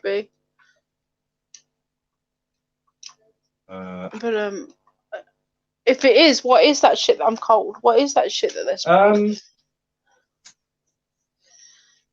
I actually don't know. I back at the time I assumed it was some sort of antibacterial agent, but I wouldn't be surprised if it was some kind of vaccination. Or is it thinking out the box but in the box for us? Is it like chemtrails but on the streets to subdue the population? How do you spell Zika virus? Zika. Z-I-K-K-A. I don't fucking know. I can't spell. I rely on autocorrect. You know Oh, this. it's just ZIKA. All right. That's what I said. It's nail Chili. or naled has been extensively used since 1950s and is currently applied by aerial and ground spraying to an average of approximately 16 million acres of the wait there. No, that's I don't know how. I don't know what that. Oh yeah, that's aerial spraying on Zika stuff. It was used as part of emergency responses to hurricanes, apparently, though, for some reason. I don't know. In 2004 and 2005. This has got nothing to do with Zika, but yeah, it seems to. This is some weird. I've stumbled on some weird shit here. Apparently, in 2004 and 5, they're spraying. It's spelled NALED, and it's been used since the 50s, and they apply it by aerial and ground spraying. I've never heard of this stuff before, so I don't know. Oh, it's an insecticide they were spraying, apparently, for the Zika stuff. Well, so it's to kill mosquitoes. Yeah. I was about to say, what didn't they're it spraying spread? in China, I don't know. And again, so could it be like a chemtrail to subdue the population to further instill communism and dictatorship and, you know, capital punishment? You know, like do this or we'll kill you. Yeah, if it is an agenda, it will be a multi-tiered agenda. There'll be lots that they can do with it. And certainly getting us to a more Orwellian state is happening all the time. So it's certainly that's in every agenda, basically.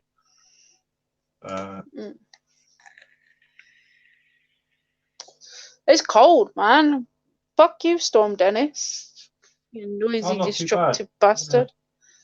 Yeah. It's very windy out there still, but again, I mean, like I'm not too far from the sea. We had it bad, but again, just a few bins blown over and stuff. Nothing too major. Yeah, it's been crazy here. Fucking Trig was all like, "Oh, it's typical northern weather. This is what we get. We always get 50 kilometer." We do. Well, I don't know about you up north, but this is a yearly. I mean, usually we get this in autumn rather than winter, but.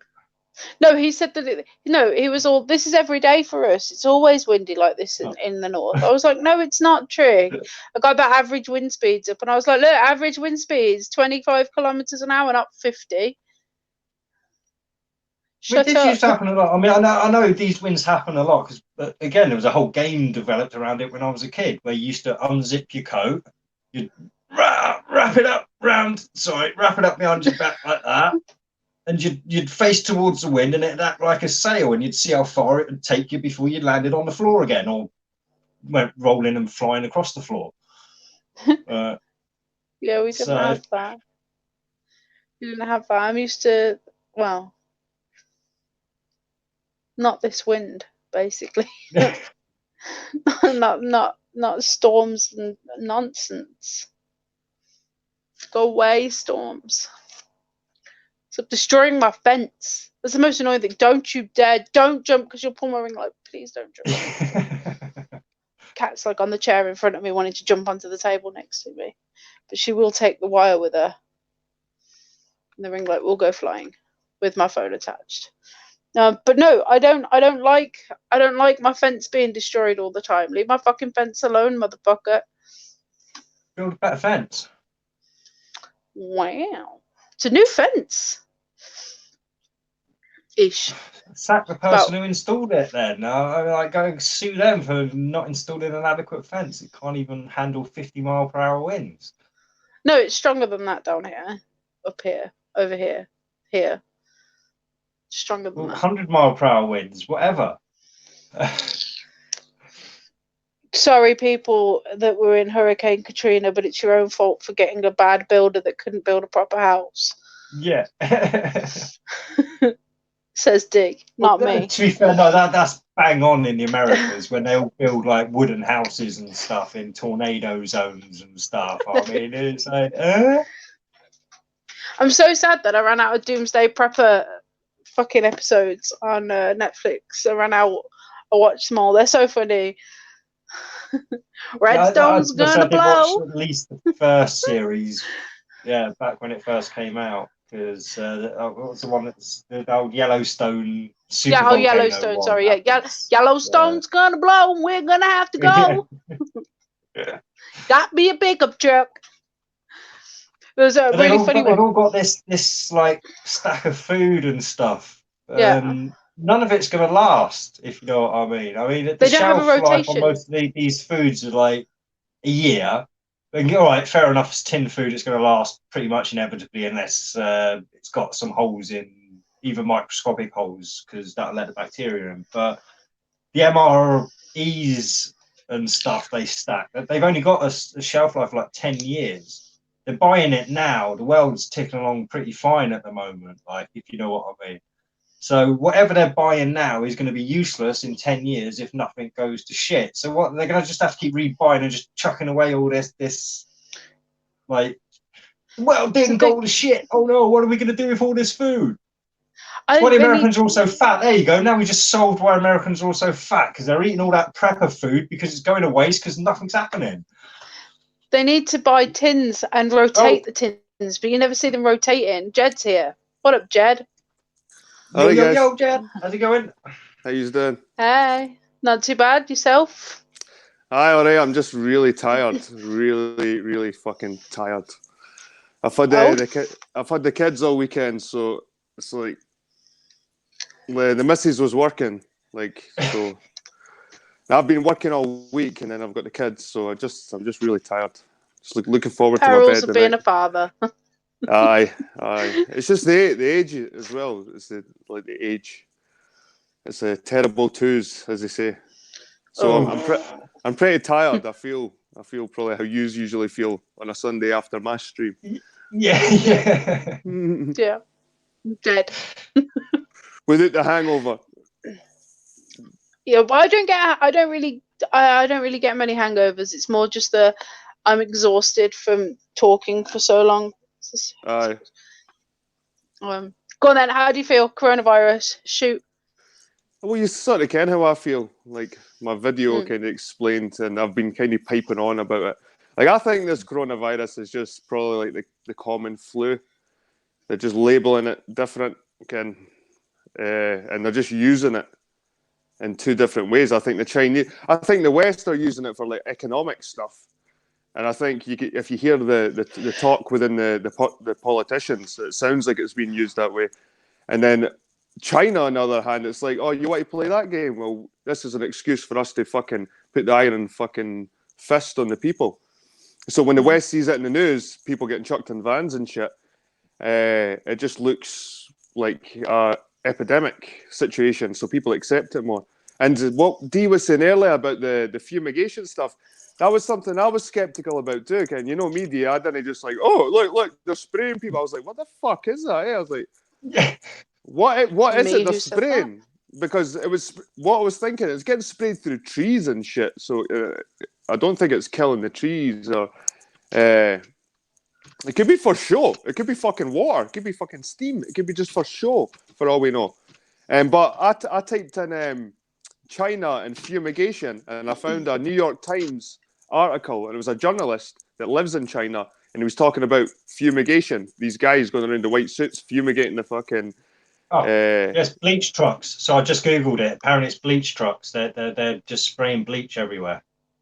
Nah, so it's more sanitation or whatever. Yeah. But it looks like that wouldn't happen over here.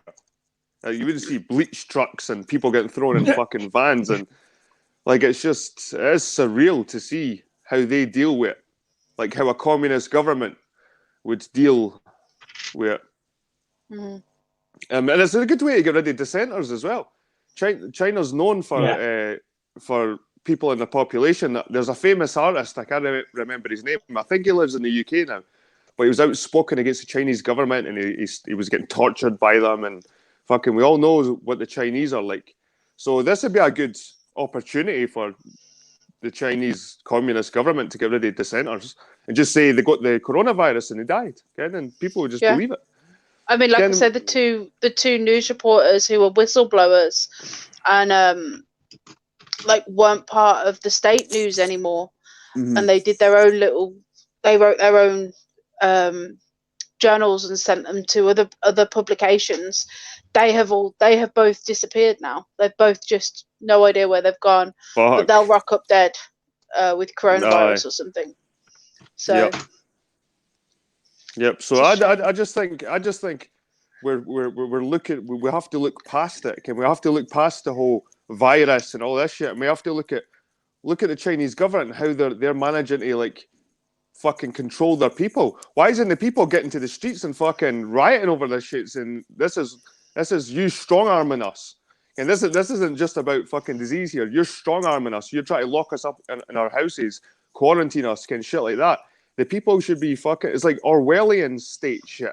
I mean, it's weird. No, it is. It's proper Orwellian. I'm actually gonna look for a video. There's points talking about it. Let's try and find a video that's showing it. So it's all right. You guys carry on. I'm talking, aren't we? you're muted, Jed.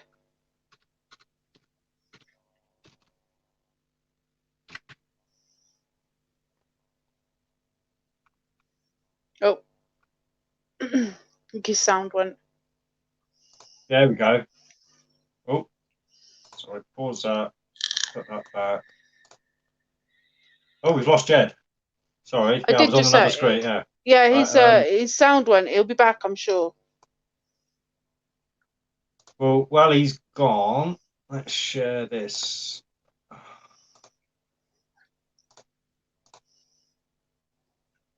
This is. Oh. Yes. Let's play dickhead.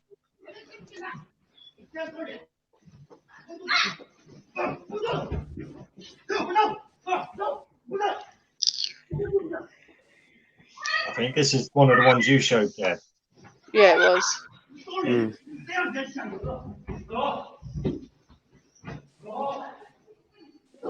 See, if you...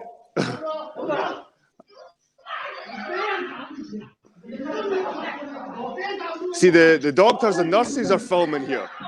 They're actually filming this with their phones. That's what made me question it.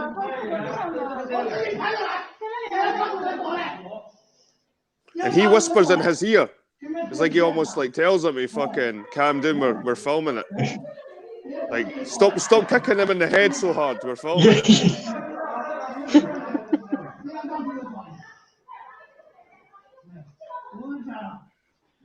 Yeah, I mean, this is what they're dealing with. I did want to scroll down and have a look. Unfortunately, it takes the rest of the screen away when I scroll. So, and this is what you got to remember, too. That these people, this culture, they're a bit more brutal. They're a bit more like we're very comfortable in our Western society, and we see stuff like that, and it's disturbing to us. Okay, we think, what if that was our parents or our brothers or sisters, like our kids, and to them, it's just normal. It's just the fucking normal. They're quite brutal people, the Chinese. It's not a racial thing. It's just cultural. It's just the way they've had it for fucking thousands of years in a way. The Chinese, they're hardened people. Life is quite cheap over there. Used to the sole of the general's boot. Yep. And what made me question that was the doctors and the nurses. Are they filming this? There's two reasons why they'd be filming this. One, because they hold a position of quote unquote power, that like doctors in most countries are going to earn a fair amount of money. Uh-huh. So are they filming this to show, if you go against what we want and if you go against the regime, this is what's going to happen? Or are they showing it to say, this is what's happening, like, help? Well, is it obey or is it help from their perspective? See, for me, I'd say this is propaganda to, like, this is what happens to dissidents. That's what it is. Like, like Jed was saying, like these dissidents and stuff, they're missing all the time, and yeah. Well, look at the Chinese. They've not got YouTube. I think they've got their own little fucking internet thing going on.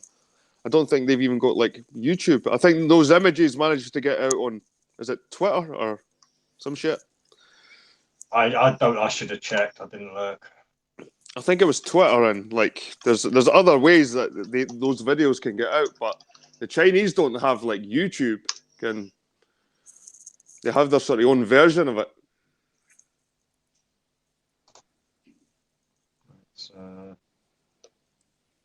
Aye, but if you vote Jeremy Corbyn, that's what will be happening to us. Yeah. Hey, Cakes. Hey, yeah. Cakes. Jeremy Corbyn. Communist. Oh. No, I don't think so. Yep. Communist.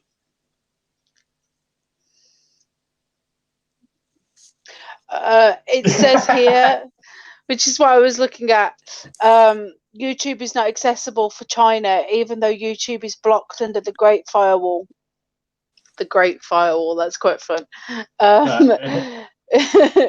Many Chinese media, including CCTV, have their official YouTube account in spite of the ban. Alexa ranks YouTube as the 11th most visited website in China. So I suppose the average person wouldn't have access to YouTube, but the quote unquote the workarounds. Yeah, I guess the truthers of the Chinese place of China, the truthers of China would know how to get around that and access YouTube. I assume that's a good point as well. NZD's brought up there. Is that even legit though? And do we know, is that even legit footage? I don't know. I can't read Chinese. That might not even be Chinese writing on his back. It could be Thai or bloody Japanese, as far as I know. It's all the same to me, if you know. I was the same. Even when I seen when they were chucking them in the quarantine box, as they call it, like the screaming. I thought the screaming was almost like added. Like I was thinking, was that added for dramatic effect? Even there probably was people getting thrown in a fucking box, but you never seen them getting thrown in a box. You just seen them kind of shutting a door and then screaming. You know what I mean, so it's easy to sort of do the, what's it called? Who was the Hitchcock effect? Okay, where you don't see any violence, but you make it up in your mind. You know what I mean? And that's like. And also, if you look at the bats. The videos of the people eating the bats and people saying that, it's come from bats. I've not seen that. But so Western media portrayed, or people on social medias said that the virus came from people eating bats in China. And there was some video footage of this woman eating I'm not sure if it was live or dead, to be honest. I didn't click on it, but she was eating a bat. But it turns out that video was from 5 or 6 years ago. And I believe that video was put there and placed with the title of "This is where coronavirus started," also that people would desensitize, that the Western world would desensitize to what's happening to them. Oh, well, it's their own fault for eating stupidly weird foods. That's how I felt that was it. It's desensitizing us. The AIDS to monkey other people. Brains. Yeah. This is bats, birds, pigs, mosquitoes, monkeys, mosquitoes. I mean, because AIDS is all monkeys, wasn't it? Eating monkey brains. The stupid Africans were eating monkey brains. Yeah. Or having sex with them. Something like that. Didn't I say this? Yeah. Didn't I say this the other week that it was this was going to fit into the vegan agenda as well? I mean, you guys know I'm vegan, but this is going to fit into the vegan agenda. Oh yeah, keep eating different animals and you'll catch all these different viruses and you'll get bird flu and you'll get all of this and you get all of that. It's just everything is just fitting into these loads of different agendas. I bet you we could find a climate change one if we sat here and thought for a few minutes. You know, it's a many-pronged fork kind of thing. Yeah, it's like. This coronavirus, you could like vaccines. Like we haven't even spoke about vaccines yet. They're talking about vaccines. Oh yeah, and 5 years ago it was put in there. Yeah, yeah. Vaccines will save us all. Yeah, I know, but there's so many talking points to come off it. There is, and I feel like nothing is ever done by accident, and everything is always done with many reasons behind it. It's all a nice little clever plot, and it's thickening. Yeah. Well, like I said, the whole vaccine thing. I mean, yeah, and that is like, I mean, you type in coronavirus, literally just type in coronavirus, and I'm sure you will see something to do with vaccinations next to it. So let's just put. You will. But what was strange was, I think it was last week, or was it this week, that there was like something like 60 deaths or 80 deaths, and then the next thing day it turned into like fucking 268 or fucking. It was like overnight, like all these deaths came in, and it was almost when they changed the definition of the virus. I think they called it something else, like CVR10 or something like that, and like suddenly fucking COVID-19. Ah, well, there you go. Wow. It sounds like something. I only know because it says Star that on the Wars. screen right in front of me. And did you notice that in the first week, not a single person under the age of 13 had contracted the virus either? It's ridiculous. That's weird to me, because especially young children. I mean, you guys, we've all got, kids. We know how quickly children contract viruses. So to me, that I mean, I don't know if nobody under the age of 13 has contracted it now, but you're not going to try and subdue somebody under the age of 13. You're going to try and subdue their parents. So we've spoken before. If you give a 15-year-old the vote, they're going to vote the same as their parents. So you control their parents so that you can control the under 13. And you've said before, Dee, once somebody goes to senior school, that's when they are more peer orientated and they learn via their peers, and they follow their peers. Under the age of a teenager, they follow their parents. So, yeah. Well, and this is China has an aging population as well, thanks to their one-child law. So this is going to be a very convenient way to kill off an awful lot of old people as well, because again, I'm sure it will be the elderly that are the ones that are most susceptible, if not the ones that actually catch it first, because obviously it's the young people interact and then spread it to the old people at home, kind of thing. Well, also nobody that wasn't. I mean, correct me if I'm wrong, but the majority of the people who have died are people who have underlying issues anyway. The respiratory and heart failure are the people who have died, and who has respiratory and heart failure more than anybody. So the maybe older we generation. should beg the question: is coronavirus a good thing for humanity then? In that the fact that it's going to kill off the weaker genes, they're not going to be able to reproduce, and we'll have a nice, strong, naturally stronger genome for it. All right, Arian, calm down. Yeah. How do we know where the strong genes might be the ones that get wiped out? Well, then I'm a weak person, deserved it all along. No, man, that's why I live. Oh, by the way, did you get your results back? Your ancestry.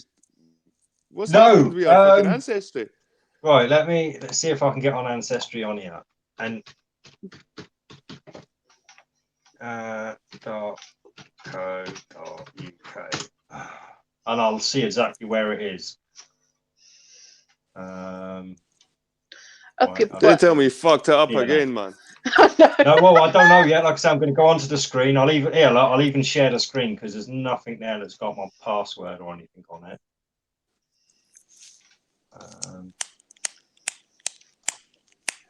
Share. I can show you later. Let's see, does that come up? Yeah, there you go. So you can see my sample was received on the 27th, and it's in progress of being sampled in now. Look. So, can't bloody see. Can you not tell? Well, I'm blind. I can't fucking read that. In progress. I don't know how I can make that any bigger. But basically, you can see the progress bar at the top there, the blue bar, yeah. And it's in the sample processing phase. So, yeah. I need to send mine off. I have mine just here as well. Where is it? So there you go. That's you know what I know. That's what I've got. I keep forgetting every morning. I get up and I brush my teeth, and I keep forgetting that. And then by the time I've come downstairs, I've started vaping, and you can't vape, so I keep forgetting to just stop. You know, you can. Well, what you got to do is basically stop everything at least 30 minutes before you do your test. That's what it says. But if your test fails after that first time, they send an email, and the email says wait an hour. So maybe wait an hour, like, because that's what I did when I went live that day. I brushed my teeth just before I went live, made sure I was all ready, used the live stream as a distraction to stop me doing anything. And yeah, I might just walk down to the shops because I don't vape. Or to be fair, when I go back to work, I go back to work on Saturday. If I take it with me to work, when I finish work, if I just do it straight away, then I probably wouldn't have had a cup of tea or anything. But then it will probably get filled with glitter. I think getting your teeth brushed is the important thing, because what I was thinking, plaque builds up during the day, doesn't it? When you're just naturally, and obviously plaque's a bacteria, isn't it? That's my understanding. So that's got DNA of its own. So I'm wondering if my first sample, because I've done it at the end of the day or at least midday, it was contaminated with bacteria, basically, from the stuff living in my mouth. Oh, maybe. So yeah, that's why I wanted to do it with the brushed teeth exactly an hour before I did it. So to be fair, if I leave my vape upstairs and I just come downstairs and watch some Netflix, you know, I won't. And then set a timer, I'll be fine. But you know, I'm glued to it. You're gonna do a video on it, your results and all that stuff. Me, yeah, I'll do. They're my quite results. popular, actually. Yeah, the ancestry ones are quite popular, actually. My videos have got. I've done a few of them, and a couple of them have got like a couple of hundred. But there was one that's got like 9,000 fucking hits. Yeah. I saw your black one. Oh, that's good. I was honestly, I was pissing myself. That was hilarious. That was. Are they trying to tell me I'm white?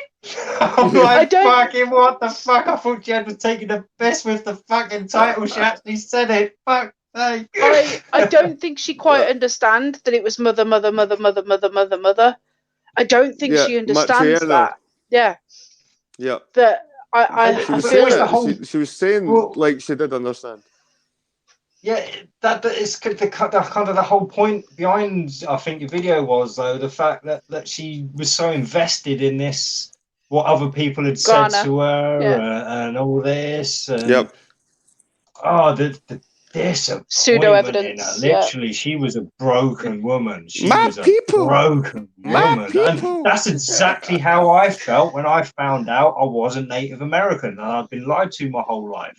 So I can sympathize with her, but at the same time, it is like, why were you such a muppet to get so invested in the first place? Like, and also, why would she just post? Why would she post that video?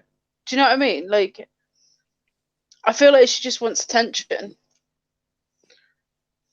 You know, do you know what I mean? Yeah. Like, it just felt very attention grabby and very, feel sorry for me because I'm not black, you know? Like, fucking hell. But how could she not tell? Yeah, she was devastated. Look in the fucking mirror. Fucking hell, like, you can tell she's got like features that... The nose, like, she had very thin here and then it went out a little bit, but it was very similar to my straight here nose, you know? Your nose?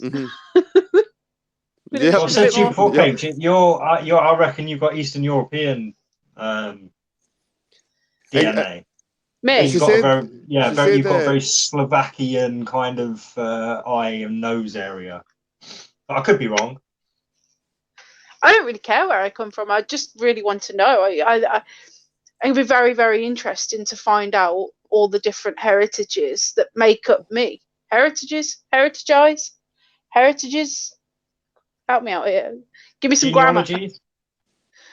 Where I come from, motherfucker. But no, I do. I think it'd be very interesting. And no matter what I get, there isn't a thing that would disappoint me. I remember before my nan passed away, her boyfriend, who passed away shortly after her, he absolutely hated Jews, but for no reason. Like, there wasn't a reason. It was just blind racist hatred. So I was like, I really hope there's a little bit of Jewish in us, just so I can be like, lol, you're fucking a Jew. I've got to say, I don't know. I don't care whether this comes across as racist or not. I just hope I haven't got any Pakistani or Indian DNA. That's what I've got my fingers crossed for. If I've got any of that DNA, that you'll probably see my reaction as like fucking tears running down my fucking face. I tell you. Hi, Mick. How are you? Oh, yo, Mick. So I'm not on Hello, on the chat at Mick. the moment. I'm looking through Jed's videos. Stalker. Yeah, Was there well, he's anything got that 14,000 views on his kick to the breasts video. I think that's funny. Kick to the breast. Jed, It's amazing. was there The most anything? popular ones are the stupidest ones. Yeah. Was there anything that you didn't want to be before you got your results? Was there anything that you were hoping to be? I was hoping to be. Or hoping not to be? Both spectrums. I thought I was going to be a bit of a mix, to be honest with you. I thought it was going to be a bit European. I thought it would maybe a bit Southern Europe, maybe Spanish or fucking something thrown in there. Something I was exotic. always told, like that girl. I was always told, like that girl, that I looked maybe like a Spanish guy or an Italian guy or something like that. And I suppose it just sits. And then because I'm like tall, I'm 6'3", and it's like people are like, oh, you must have Viking blood and a ginger beard, Viking. So I thought there must be a bit of Viking in there, and you do, but you build up this attachment to these people in the past that you've not got a clue, really. You haven't got a clue. Yeah. And I was like that girl. Like I wasn't as devastated. I never found Viking or that, but I was like, is that all I am? Am I fucking just a plain old fucking Brit? Nothing else. Fuck's sake. You're a pedigree. Don't worry about it, Jed. I'm a pedigree. We think based on how my brother looks, because my brother does look quite Viking with we've both got very square faces, very, but a lot of the family, based on how my brother looks, thinks that there's Viking in us. But we'll find out. I'm very excited. I am so excited. I need to send off for it. Dan bought it me for Christmas, and I still haven't done it. Because it's funny, because Dee messaged me, and he was like, the DNA kit's on offer right now. You should get it. And I was like, yeah, I'll get it. And I completely forgot because, useless. And then Christmas Day, Dan got it me, and I was like, how did you know you remembered? I'm so proud. And then it turns out that my mum had told him to buy it me. And I was like, for fuck's sake, you don't know me at all. Because he's shit. He is so shit with presents. It's gift cards for everyone. Is that just the go-to, men? I think you'll be a mix. I think you'll be like a mongrel. Obviously, English. I think you'll be English, Welsh. I think you'll probably have a bit of Scottish, Irish as well. And in English, there could be a good chance there could be like Germanic influence. You've got you're like a young Laurie Gale look, and she's got sort of Slavic. It's like Laurie. A young Laurie Gale, eh? I love Laurie. She's like my favourite. Similar features. Like I can imagine like old and looking like Laurie Gale. I'll be well chuffed. I think Laurie's beautiful. I'd be well chuffed if I look like Laurie when I'm older. Can all the guys fancy Laurie? They do. She's got a great rack. Yeah, but you never know. You never know. You might have anything. You might have Jewish in there. You never know. You never know. Yeah, that's the exciting thing about it. Brian would be rolling in his grave, and he makes me angry. You guys don't know Brian. Well, I think Trisha Goddard. Remember her? Trisha Goddard, the black female presenter. Trisha Goddard. Yes. She had her own show, the Trisha Show.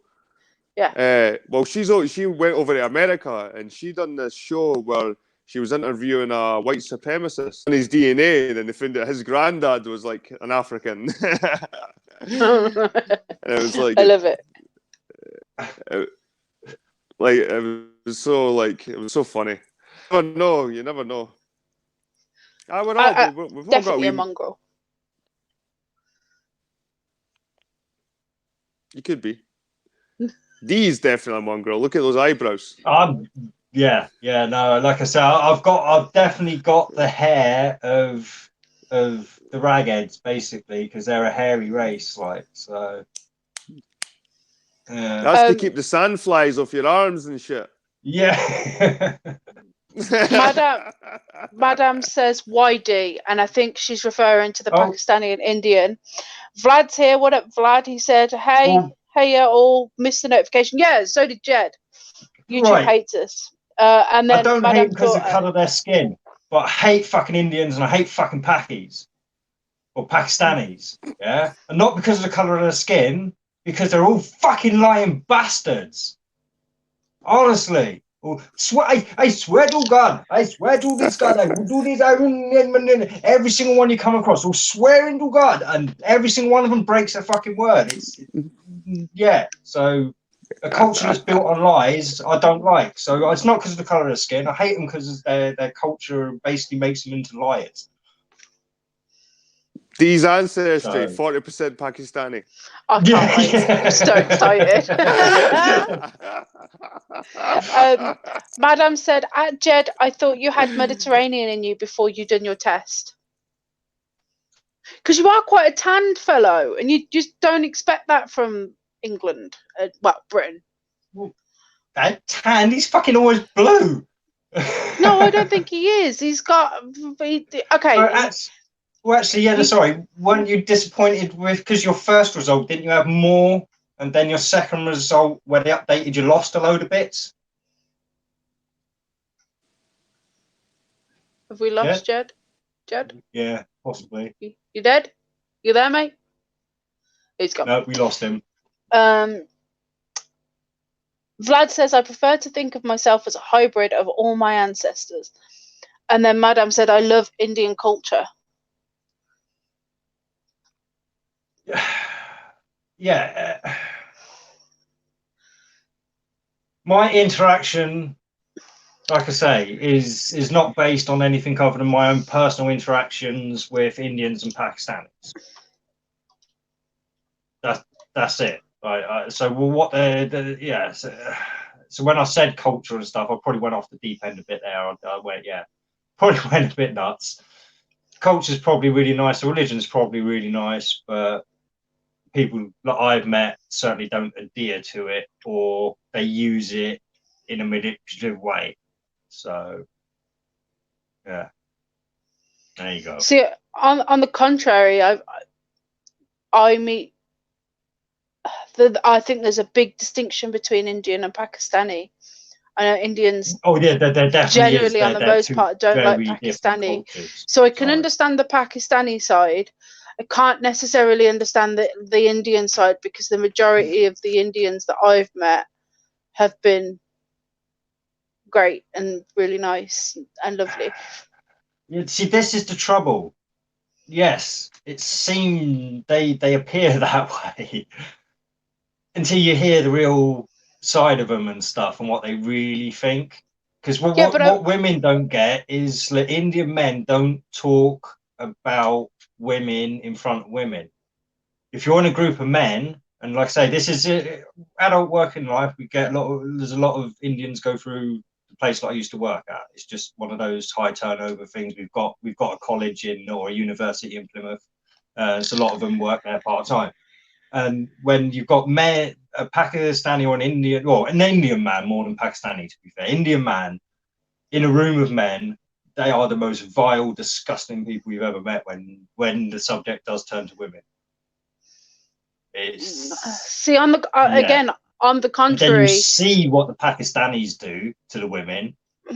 I mean, I worked in an Indian restaurant, and you'd hear the Indian men talking about women talking about their wives in the background, and they wouldn't know you're listening or wouldn't know you were there, and they were really lovely about their wives. Well, listen, this is maybe I've just met some wrong ones then.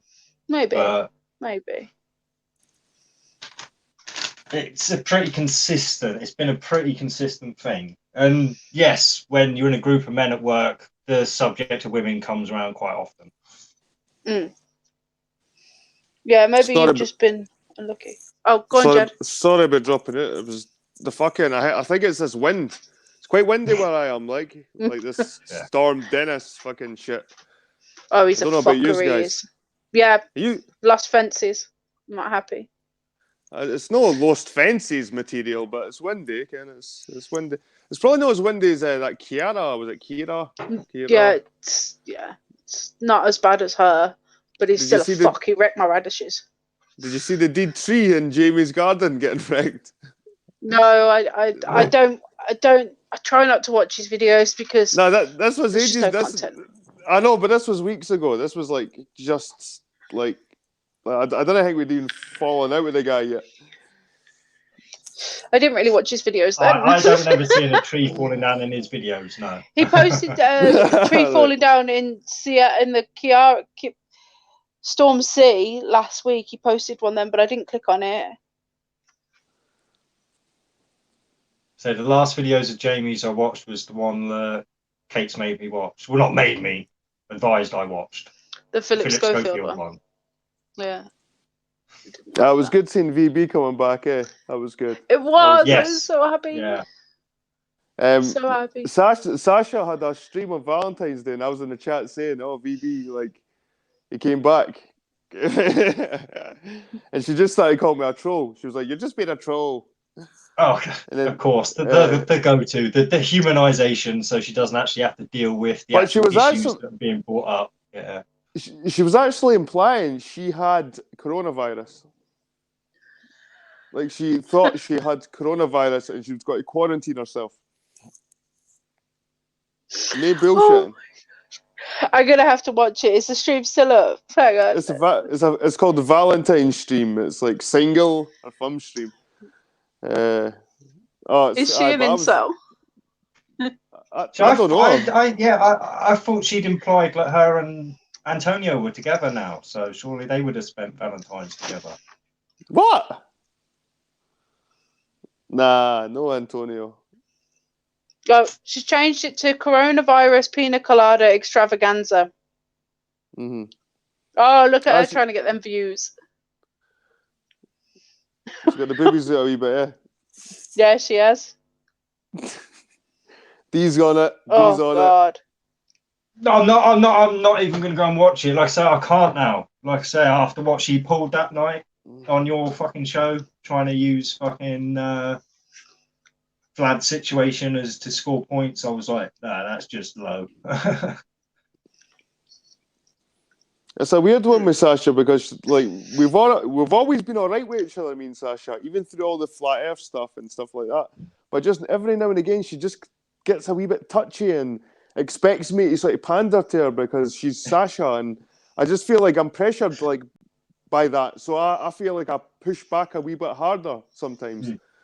And I can wreck whole relationships with people doing that, like, because it's like when they make me try and do one thing, I feel like I'm going to do it the opposite, but even harder, just to send a message, kind of thing. Like, but so you're a non-conforming conformist.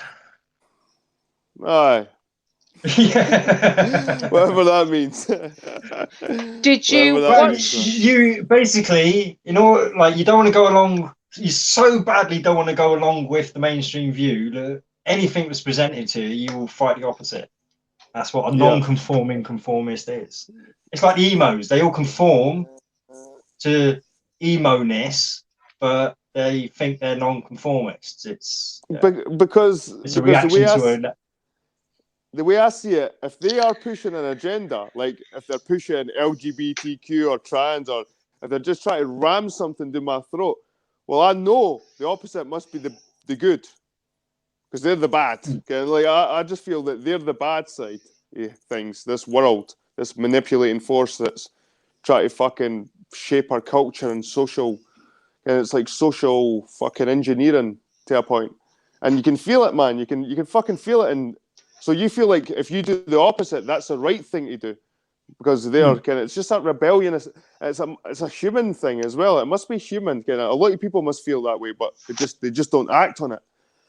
Like I'm quite clear about where I stand. I draw the line quite thick in the sand.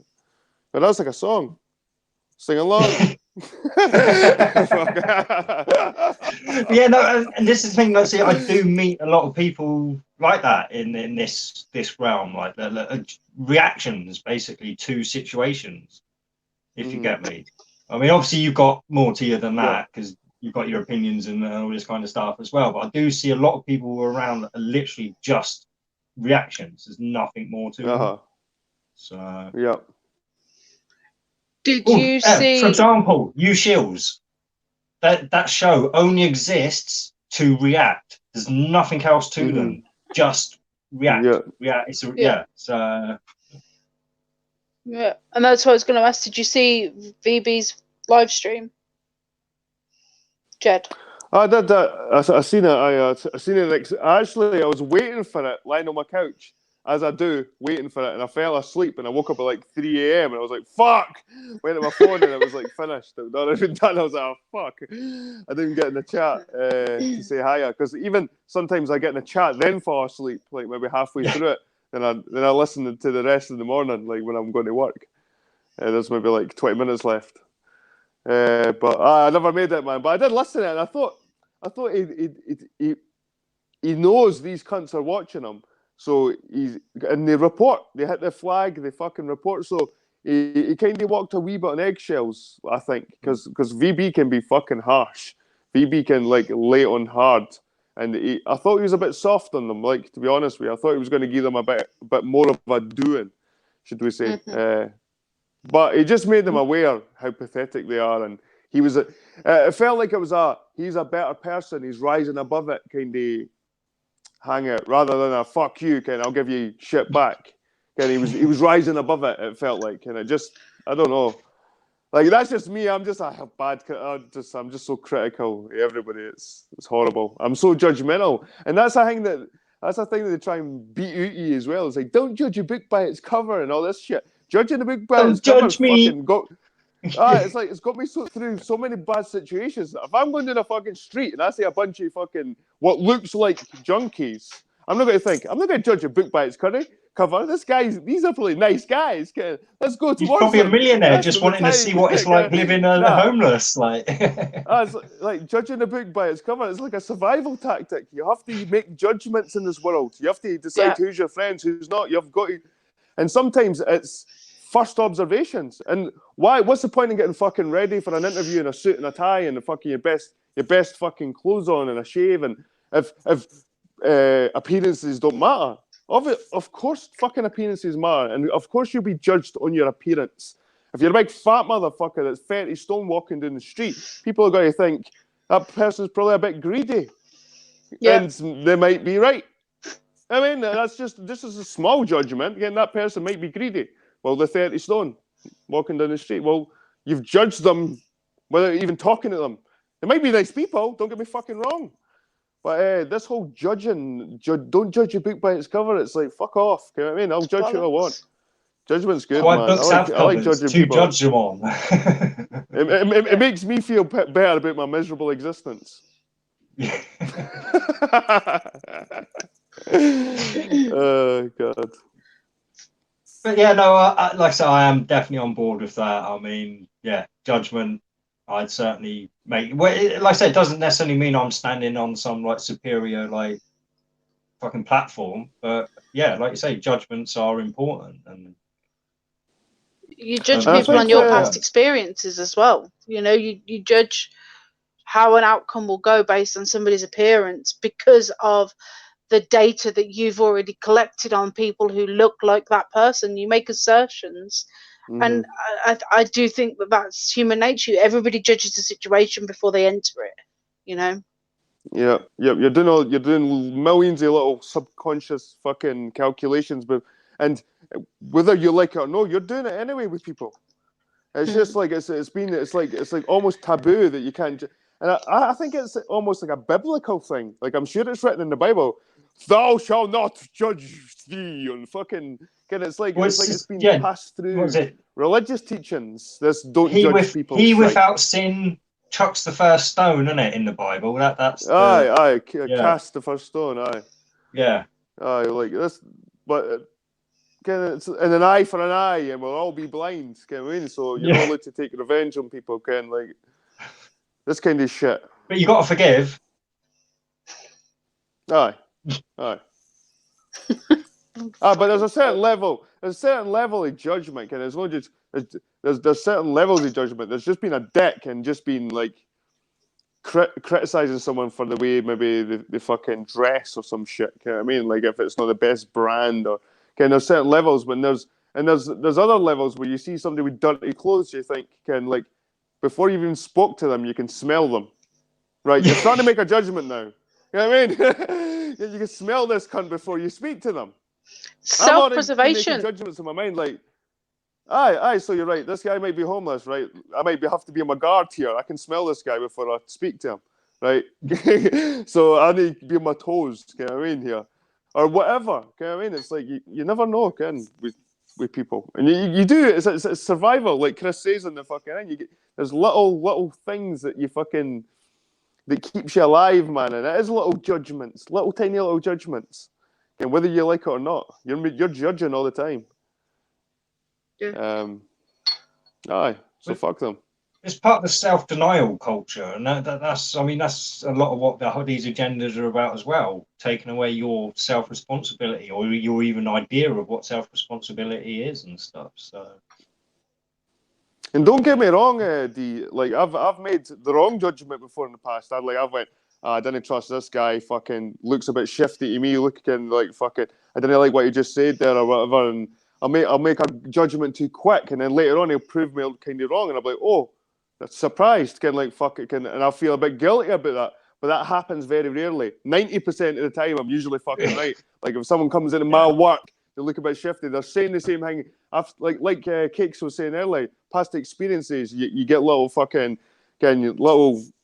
Alarm you notice bells. little pattern. So you're like, all right, we've seen this shit before. Let's see how this goes. And then it goes away. Then you can make the third person works in there. You're like, right, this, and he's ticking all the boxes. And then after a while, you can fucking judge people, man. After a while, how they're going to turn out in your work, if they're going to fit in with the people, the same characters in your work. Is their personality going to clash? I know right away within like a day working with someone whether they're going to fit in or not. You know what I mean? And that seems like a quick judgment in a day, but you can pick up the basic stuff, like communication, hygiene, shit like that. Can you sit beside them and they're stinking? Like hygiene is a massive thing. You know what I mean? Like you're sitting beside somebody and they fucking stink. You know what I mean? It doesn't matter how good the shit they're saying to you. You want to just get out of that space as quick as you can, and they smell like shit. Yeah, for me, it was oral hygiene that was the major problem when I've worked with people in the past. I mean, because obviously doing the manual labour like yourself, you expect by the end of the day there to be a certain muskiness. You don't expect somebody to stink, but you do by the end of the day. You expect a certain muskiness, but it's the mouth that used to get me, because a lot of the time you're working in close proximity to people, and if they're mouth breathers and you're stood 2 foot away from them and you can smell their breath, it's like, what the fuck's going on here? Like, I mean, what the fuck? So, but yeah, and you can, like, for me, it's within 1 hour of working with somebody, I knew whether I'd be able to work with them or not. So I'm the same. Not even an hour. I remember when we have the Christmas temps at work, and I sat in the break room while one of them was waiting to go in their interview, and I knew from the 10-minute conversation they weren't going to last here. And we hired her. We took a chance, and she quit. She wouldn't be able. I knew she would not be able to hack it. And there's been another one where I knew she wouldn't fit in. She got the job, but she wouldn't fit in with us, and she didn't talk to us. She didn't like the job. She stuck it out, bless her. But you know, within I judge people very, very quickly, and I know within the first few minutes of having a conversation with somebody whether I'm going to like them or whether they're just going to annoy the fuck out of me and I'm going to want to leave. But you know, I am a very egotistical, and I like my friends to have. I have high expectations of people because I judge people very highly on high standards. So therefore I have high expectations. So if people ruin those expectations straight away, I don't want to keep them around. Like that fucking Looking for Truth woman, within like 30 seconds of watching her videos, I knew that you don't deserve my time. I knew that as well, but I kept trying and kept trying because I didn't want to be this just. There's no point. No, yeah. There's no point at all. And that's my problem. See, I don't go with my gut often enough. So... No, my time is precious on this earth. I'm not going to waste it on people I know I'm not going to like. That's why Jed's here. I like Jed. You know, like it's not that D. It's not that you don't go with your gut enough. It's like I was saying before. It's like your gut's telling you something, but then you've got this thing in the back of your mind where society's saying don't judge people. So you just sort of put it to the back. You know what I mean? You put it to the back foot. What I'm saying is you should forget about this whole fucking. And do judge people. Do fucking judge people. You know what I mean? And if they prove you wrong, they prove you fucking wrong. That's the way I see it. Well done. Give them a fucking clap. I'm the bad guy. I'll take it on the chin. I was a dick. I was a bad guy. I was judgmental. Boo-hoo. I mean, I'll take it. But 90% of the time, I judge somebody being a wee bit fucking weird or whatever. I'm usually fucking right. You know what I mean? Because I'm a bit of a weirdo. It takes one to know one. You know what I mean? Well, it's like that. I mean, you've kind of brought up a good point as well. Like, I mean, it's okay to be wrong.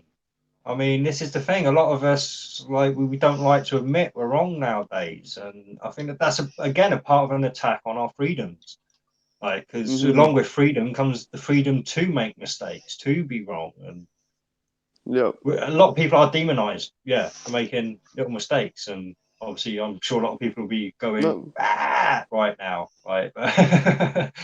I mean, nah, we're allowed to be wrong. We're human. That's what makes us human. That's what makes us learn. Ken, like if that'd be shite if we never made mistakes, Ken, through our life, because we never learn shit. Ken, making mistakes is all about learning. Obviously, making the same mistake over and over again, Ken, that's when you've got your question, fucking. Everything. Your actual life choices. Intelligence. Intelligence for starters. Like, am I fucking just a retard? But I mean, that's why we've always said, well, I've always said, like, my word isn't final. You can change my mind. You'll be able to change my opinion. That doesn't necessarily make me what people will call fickle. That just means that the truth that I perceive is ever changing.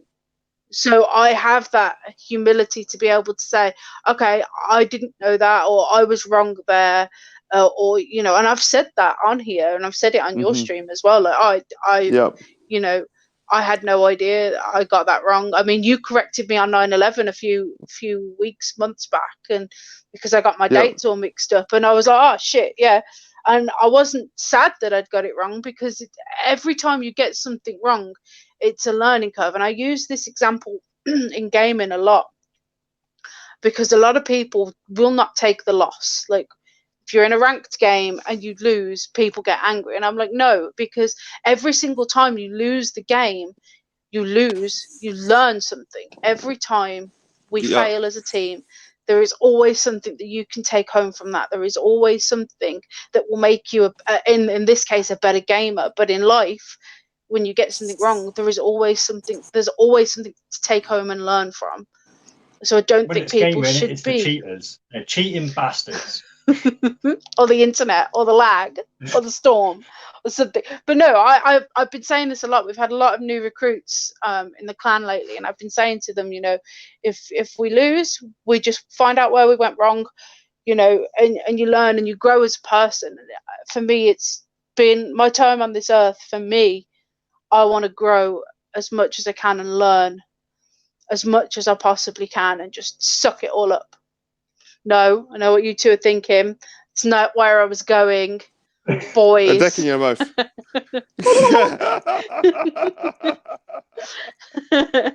No, but it's a liberating thing. It's a liberating thing when you actually you have the humility to say, do you know what? I think I was wrong there.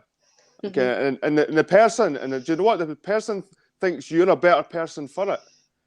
Again, they just think you're a better person for it, for saying, do you know what? I was in the wrong there. And I've done it at my work as well. Like, I've snapped out, I've said certain stuff at my work, and I've turned around later on that day and said, do you know what, man? I'm sorry, I was wrong there. You know what I mean? Yeah. And it's a good feeling saying that to that person, because you see they appreciate that. You know what I mean? It's a good feeling. You know what I mean?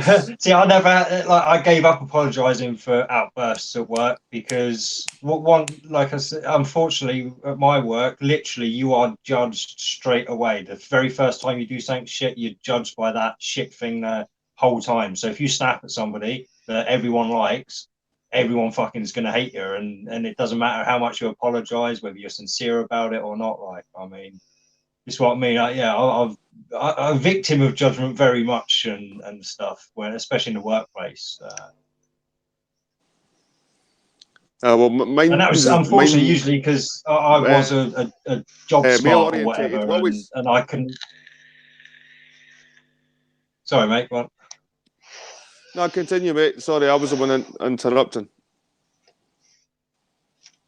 Well, yeah, no, I was just saying that, yeah. So, I mean, for me, unfortunately, yeah, I was the job smart. So I'd lose my temper at people when they were just not fucking doing the job that needed being done right. And yeah, so yeah, yeah. Judgments for me are something like I just accept as part of the course now because I got so fucking used to it at work. And I was like that. I'm like a bit like that as well. The fact I've done my job so long that when people fuck it up, it annoys me because I've done it so long. It's like, how can you fuck that up?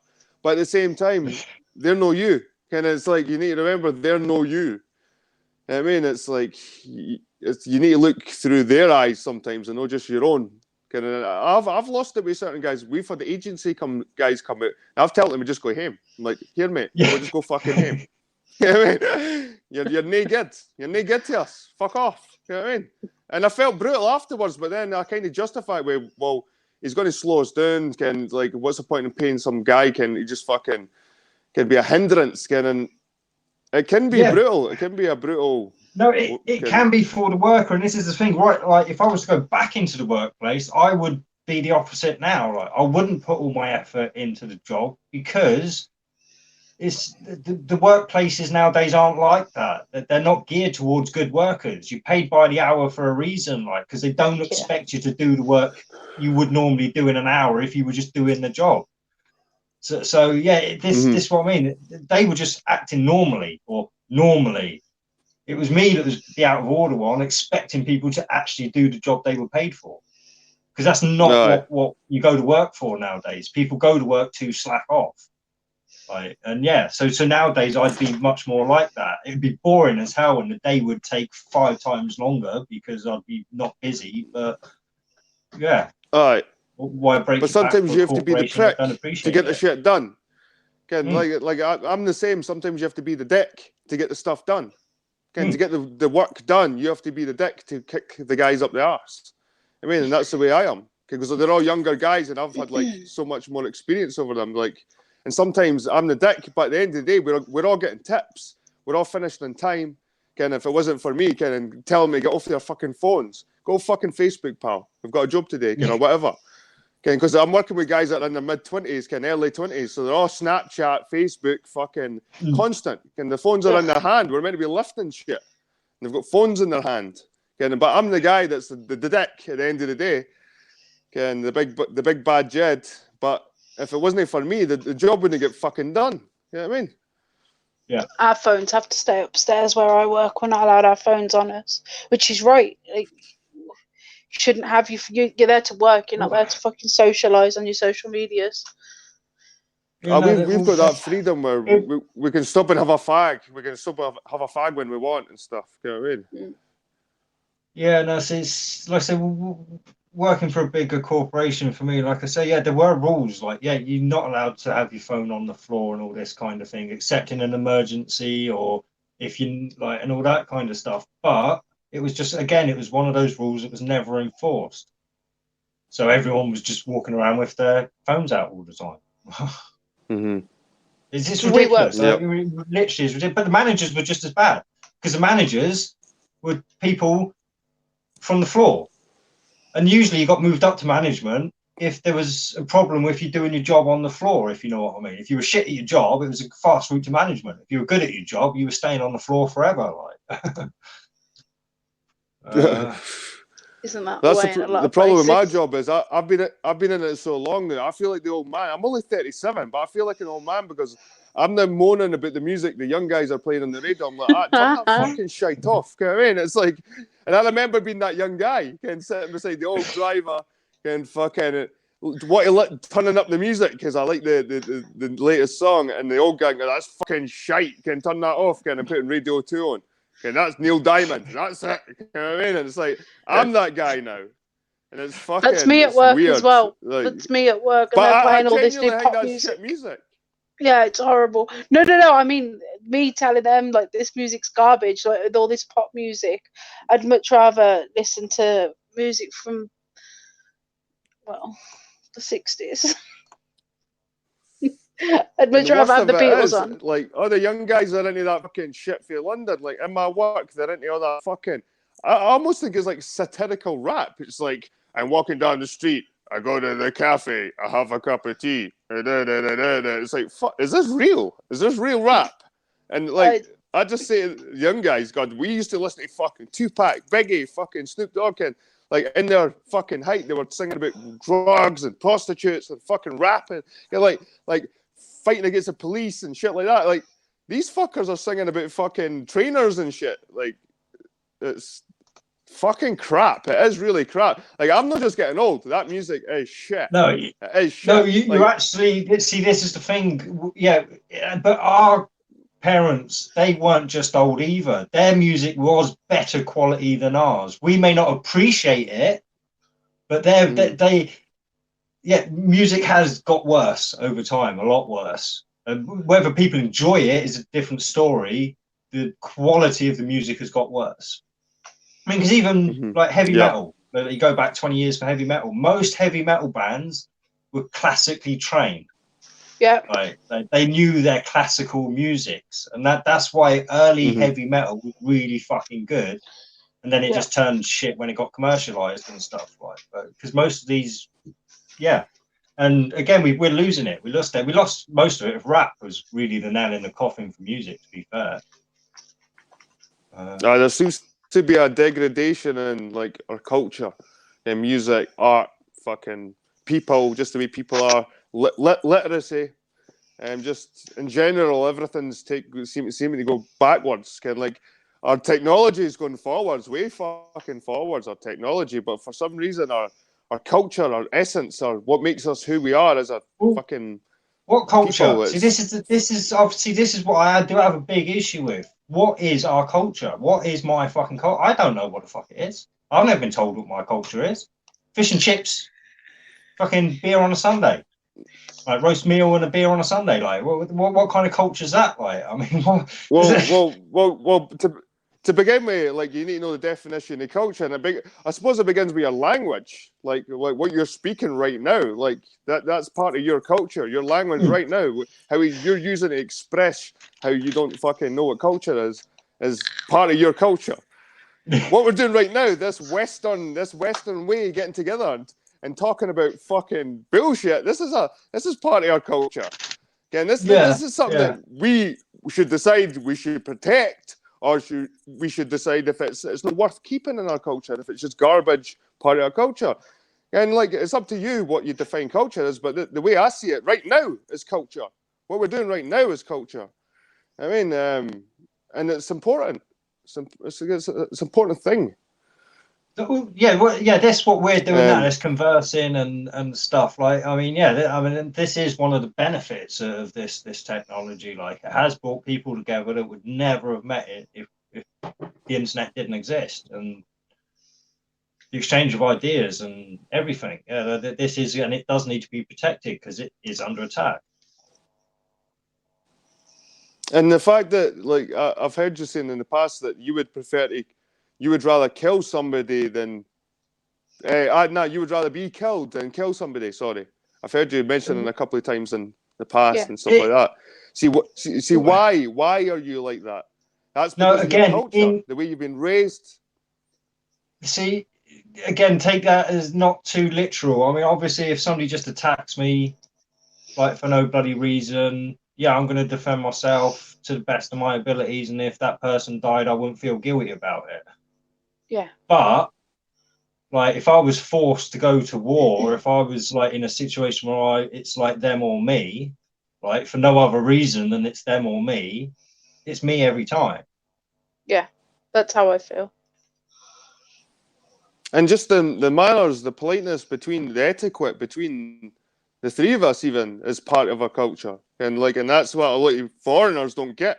They don't get when to say thank you and please and and the way we do, and that's like we find it like insulting sometimes, and it shouldn't be, because they don't understand our culture, we don't understand theirs in a way. But I suppose it's the little differences that makes you who you are in a way, is your culture. Like what makes you different for the next guy, and what makes me different for you, D. And there's lots of little things, but we do share a common thing, and it's part of our culture. Like we're British for starters. I mean, there's a good chance we shared ancestors. You know what I mean? And well, this is going to be interesting to find out as well. I think, yeah, when the results all come through, like gaming, listen, like we've probably grown up at the same time when the 80s kicked in, where fucking the gaming was a book, and when there's certain parts, and the fucking Arnold Schwarzenegger era was on, kind of as we were kids, and all that to me is our culture, and like this weird Western culture that we've got, which has gone backwards, and it is kind of going backwards. But how long has it been going backwards? Was it going backwards when we were young? And it probably was already going backwards. I don't know, man. I don't know. You're right though. You're totally right. Like,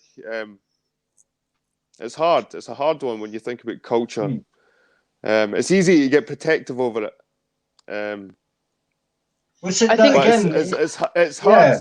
It's hard to let go of it as well, because it feels like the establishment want you to let go of it. So I feel like I'm grabbing onto it even more. They want us to be homogenous, androgynous, fucking grey, fucking. And I feel like, fuck you, I've got a culture here. And they say, well, what culture? And I'll make up shit just to say I've got a culture. Well, fuck you, the language that speaks my culture. Fuck you, and this is a culture.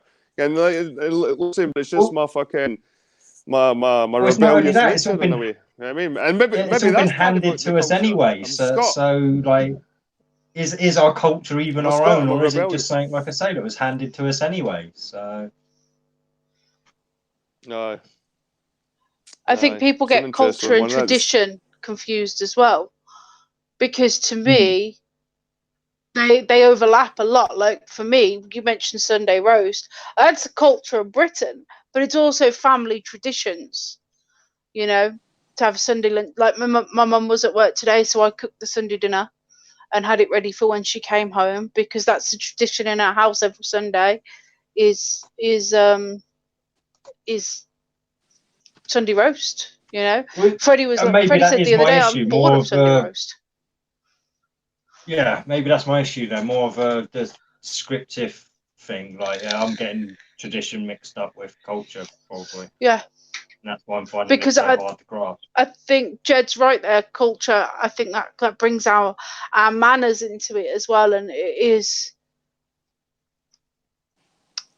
There's not many countries that share the same manners and etiquette as we do. I mean, from working in bars before, you can see the difference between the way different people just ask for a beer. Like, you find a lot of people in Eastern cultures will say, "Get me that" or "Get me this," whereas us, it's "Can I have?" That's what it is, or "Please, can I have?" is what most people say. And I think VB's most recent video about tipping, I think that's a culture as well. I mean, in England, we don't tip very much. I definitely, I very rarely tip. No, I always tip delivery drivers. Right, at least £2. That's like standard tip for me, £2. Unless, obviously, say it comes to 12 quid and I've got 15 quid, I like that there, keep the change kind of thing. But £2 at least is my standard tip to delivery drivers. It's just I tip a couple of quid here and there. Bar, I tip the bar a few quid. I tip the Chinese a couple of quid. I tip here and there, like when I do it when I can, kind of thing. Because tips are important to me, so I think it goes round in circles. You know what I mean? Like if you stop tipping, if I stop tipping, then the person that maybe I stopped tipping, the delivery man, maybe when I do a removal for him, he wouldn't tip the removal man because he doesn't get tipped when he's doing his deliveries. You know what I mean? So the way I see it's like this, it goes around the roundabouts. And if you keep tipping, it'll come back to you eventually. You know what I mean? That's the way I see it. I'd have never thought to have tipped the removal men. Like, that wouldn't have ever... I mean, I don't know many people who have moved house. I mean, this house that I'm in right now, my mum was born in her bedroom. You know, we are the sole occupants of this house. And when my dad moved out, he moved everything himself. So I would have never have thought to have tipped a removal person, because I don't get tipped in my job. Yes, I got tips as a waitress, but all of those tips went into a pot and they were shared. And I'd see £30 of tips in a day, but then by the end of the week, I'd get less than £5, if that, because they were split between everybody. So for me, whatever restaurant I go, so there's two reasons I don't tip. The first reason is because they get paid the same as I get paid. Do you know what I mean? Like we are being paid the same. And the other reason is because I never carry cash and I always use my phone. So, you know, I'm not gonna just pay with my card or on my phone. So I don't have the money to tip. I know you are, Mister. You're ruining the banks and you're ruining this, you're ruining that. I know you are. You're destroying. You're taking the cash out of our hand. You're destroying our children's future security. The only cash I have is here in this little pot. Oh, it's just £2 and a screw. Ow! I stabbed myself. Screw and £2. Which, there you go. Yeah, no, I never have change, never have it, because the way I see it is, if I get mugged and I've got £50 in my bag, then I've lost that £50. But if I get mugged and I've got no money in my bag, I've lost my phone, which I'd get my phone back anyway. I'd get a new phone anyway, and I've lost my card, and I just get a new card. So I don't lose anything. I just lose a bag that probably cost me £5, because I'm not a bag person. I never carry a bag anyway. Dan carries it for me. Well, I like to take cash from the cash line and spend it and get change and chuck change in my drawer, so it builds up, and I count it up at the end of the year. And I was saving up £5. I've got a thing about saving up money, like just putting change away and putting wee bits and pieces away. Like, so I prefer to have money in my hand for some reason. Like, but I do get in the habit of using contactless. It's so easy, man, to walk in. Even go to the self-checkout. Okay, you can go to the self-checkout now, put your thing through the self-checkout, put your fucking contactless card, and then you're out of there in like minutes. Again, like you don't have to even have any contact with anyone. See, that's one thing I don't do. Even if there is a queue for the till with a human, because I work in a shop, and if I was replaced by a machine, I'd lose my job. So I always make a point of going to the person, even if there's a queue. But with my phone, I think I've disassociated myself to the value of money. Like, I don't see money as having a value. I just see this as numbers on my screen now. I don't see, I just don't see it as a currency anymore, even though I know that it is. Yeah, sorry, Vlad's saying always tip with cash. When it's through a card, it gets taxed. I'm not sure about the UK, but I don't think they tax tips in the UK, do they? I think that's an American thing. I've never had to write down my tips. But also, the thing is, here's the difference. If I was in America, I would tip, because waitresses aren't paid a minimum wage. Waitresses' wages are matched with, are made up of tips. Like, they wouldn't live if they didn't have their tips. So when I say I don't tip, if I was in America, I would. But just in England, they earn the same as me. Why the fuck should I tip them? Like, they work just as hard as I do. Well, no. And delivery drivers. That's the same. I don't understand food delivery drivers. Why would I tip them? Yeah, no. When it comes to, like, if I was to eat out, I don't eat out. But if I was to eat out, I'd leave a tip at the end. Like, so why wouldn't I deliver, like the delivery drivers, they got to come in all fucking weathers and stuff. Like, I mean, pretty crappy job. I mean, it's like, if we still had a post boy, if you know what I mean, somebody who'd come around and delivered the mail every day, not the mail, the newspaper, like, he'd get a tip every year, kind of thing. If we had a milkman, he'd get a tip every year. The postie, if we had a consistent postie, which you don't have nowadays. I do. So you don't tip your posties, because it's usually a bloody agency worker now. But yeah, unless of course you're getting the same one every day. Yeah, I get the same postie every day. Them, but like Christmas time and stuff, like they're the kind of people that get tips. Even your garbage people, your rubbish men. Like, I mean, tip them. No, see, I tip the gardener, because I have a gardener. Tip the window cleaner. I tip the postman. I used to be the paper person for my street, and since I quit, there isn't a paper person. So I used to get tips for that. But if we had a paper person, I would tip the paper person. And when we used to have a milkman, we'd tip the milkman. But with delivery drivers, see, there's a difference between me and you, Dee, is last week I ordered Subway 6 times. I'm not going to tip him 6 times in a fucking week. Like, I can't afford that. And we eat out a lot. Like, we'll eat out at least, before I got sick, we'd eat out twice a month. So I think that's quite a lot of times to eat out. So for us, it's not a special occasion, and they get a lot of business off us. The delivery drivers get a lot of business off us. So for me, I only order takeaway like at most 4 times a month, kind of thing. So for me, it's not a major issue. Given what would that be, an £8 tip in a month, kind of thing. Yeah, and that'd be a high usage of takeaways. To be fair. Yeah, see. Because we eat out a lot. It's a different generation. My generation eats out a hell of a lot, you know. I did actually tip the baristas at Cafe Nero as well, because I tipped the baristas that had been there for the year. I didn't tip the new people because I don't know them, and I like the baristas that I know, so I tipped them. But in a normal restaurant, I don't see the point.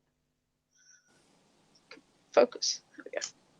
Yeah, I suppose it's not such a big deal in the UK anyway, the whole tipping thing. I don't think it's as big an issue as you would find in the States, where, like you say, the waitresses aren't paid enough, and it is something they actually need. And I think it's even like the percentages are all worked out already on it. Like you know exactly how much you're supposed to tip and all that kind of stuff. No, well, I here, think in America, whatever you feel like. See, like, look, what are those guys called that stand at the bottom of hotels that grab your bags? Bellboys. What, those bellboys? Guys called? Bellboys. Bellboys actually have to pay to stand there, and they rely on the tips to make up their wage. They actually have to pay to stand there like each day. That's bonkers. Yeah, right. That's blown my mind. Or it's something like that. They have to pay to get there, and then they make the money back on all the tips, because everybody that goes into the hotel knows it, so they have to. They're obligated in a way to tip. And if you don't tip, you probably got a fucking punch in the face. I mean, that's how much they rely on tips in America. That I think even bellboys can pay to have positions. Certain hotels might be the same with the valets as well, then, who park your cars, because they make the money anyway. If they have $50, if they have to pay $50, they might make back kind of $100. They might make £100 in tip that day, so it's worth paying the £50. Yeah, that's insane. That's crazy. I'm sure there's even a movie called Bellboys. I'm sure it was like one of these sort of black-centric movies, kind of like Eddie Murphy and kind of a couple of other guys, or the Dwayne brothers, something like that. I'm sure it was something like they were like competing to get fucking certain jobs and shit. Maybe just making shit up. It might be just phantom memories, and I might be just tripping, like too many joints that night. Anyway, guys, the only one I can find is the Bellboy from 1918. Chicken good. Pardon? Didn't hear you. I've been breaking up all the way through this, but I've managed to like no saying it, because I know it's no you guys. I know it's me, man. Guys, you're breaking up, but I've kind of managed to put up with listening to you breaking up all the way through this.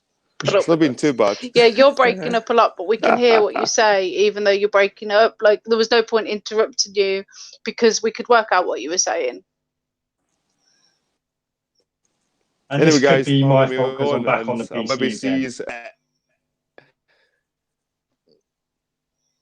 Yeah, well, we'll definitely be in the chat, or I will be, for sure. Next week. Oh, VB's just popped up. See you later, Jed. Cheers, Jed, man. You're right, VB. Madame put, rubbish men don't get tips no more as a rule, I think, as they are now jobs worths. They will not take any rubbish. If it does not fit your bin, they will leave it. Oh yeah, that's a good point actually. Yeah, the rules did change in the recent years. So yeah, I'll take that back. Yeah, don't tip your guy. Good point. They it's all rules now. Yo VB, how's it going? But yeah. The fuck is this? Yeah. The fuck Yeah, is this? yeah. Well, to be fair, I've been going for 2 hours 50 minutes, so it might be time to call this a night. Yeah, I'm tired. I was tired an hour ago. Right. And I've needed to So there pee you for an go. hour and a half because I drank a teapot. This is the end of our show, VB. You've missed it. You weren't here. We missed you. We talked about you a lot. Yeah, we did. You do seem to crop up on a lot of our hangouts as a topic, actually. So yeah, no surprise. We said nice we were things. talking about you a bit earlier.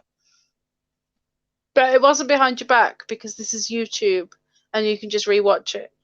You can respond as you will. Wait, so but it was nice. Bad anyway. No, we didn't. I'm nice to BB for the most part. Yeah. No, that's cool. Thanks for dropping by, VB. We do appreciate the support, man. We do. We appreciate everyone. Like I said, it's nice. Everyone, like I say, look, all of you. We've got the usuals, if you know what I mean. I can say that like now, them. right? We've got the usuals, like the usuals. We're missing Lee and Jez, and that's about it. As long as we've got the usuals, we'll keep going. Like, I mean, well, that's Once you guys stop watching us, that's when we go, essentially. So, you know what to do if you don't want us here. Yeah. Awesome. Anyway, any final thoughts for this evening? This ring light's giving me a massive headache. My head really hurts. Like it's right, like behind my eyes and just here. Right. So, well, let's have a quick poll then. Everyone in the chat, was it worth Cakes getting a ring light?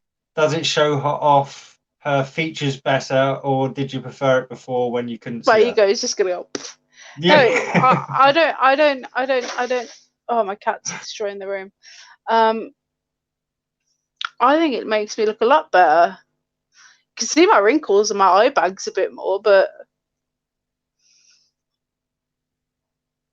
I like it. But it has given me a headache, so I might have to just try. I had to turn the brightness down halfway through. Well, no, about 20 minutes ago actually. So I might have to just try it on like a much lower setting. No, that's pointless. Yeah. See, that's kind of why I have mine off at an angle now, and you're seeing me at this angle because I'm looking at my monitor now rather than the actual camera that's filming me. And it's so that ring light isn't in my eyes all the time. But I've got mine on the lowest setting because the next one up, it's like so much brighter. It's ridiculous. Oh, this goes so high. Look, let's turn her up. Look at that. Look at that. It's so bright. And then if you change it to my face cock alone, you. I couldn't live with that thing hanging from my chin. I'd get it shaved if I was you. If someone grabs it, they could hurt you. Oh, really? How observant. You do need a light, Jed. But look, this also goes like both of them and then cold. Warm. Cold. Warm. Oh, I missed it. Warm. Cold. Yeah, I think the colds is more. I don't know, cold. The warmer definitely looks better in my opinion. But the cold is more cold. Heard it here first, people. Well, it's more, I suppose, daylighty, if you get me. Whereas the warm is more of an evening light. Camera adds 2 stone. Actually, I think it takes weight off me, VB. No, that's the contour. Look, all this here. That's there to make my face look thinner. It's not doing a good job. What do you usually chat about here? Oh, all sorts. Everything, loads of stuff. Today we spoke about how women are only victims, according to this woman on the internet who's a fucking lunatic, saying that men because we all can't be know women are abused. manipulative bitches who don't really deserve to vote or anything. So don't worry, we know that.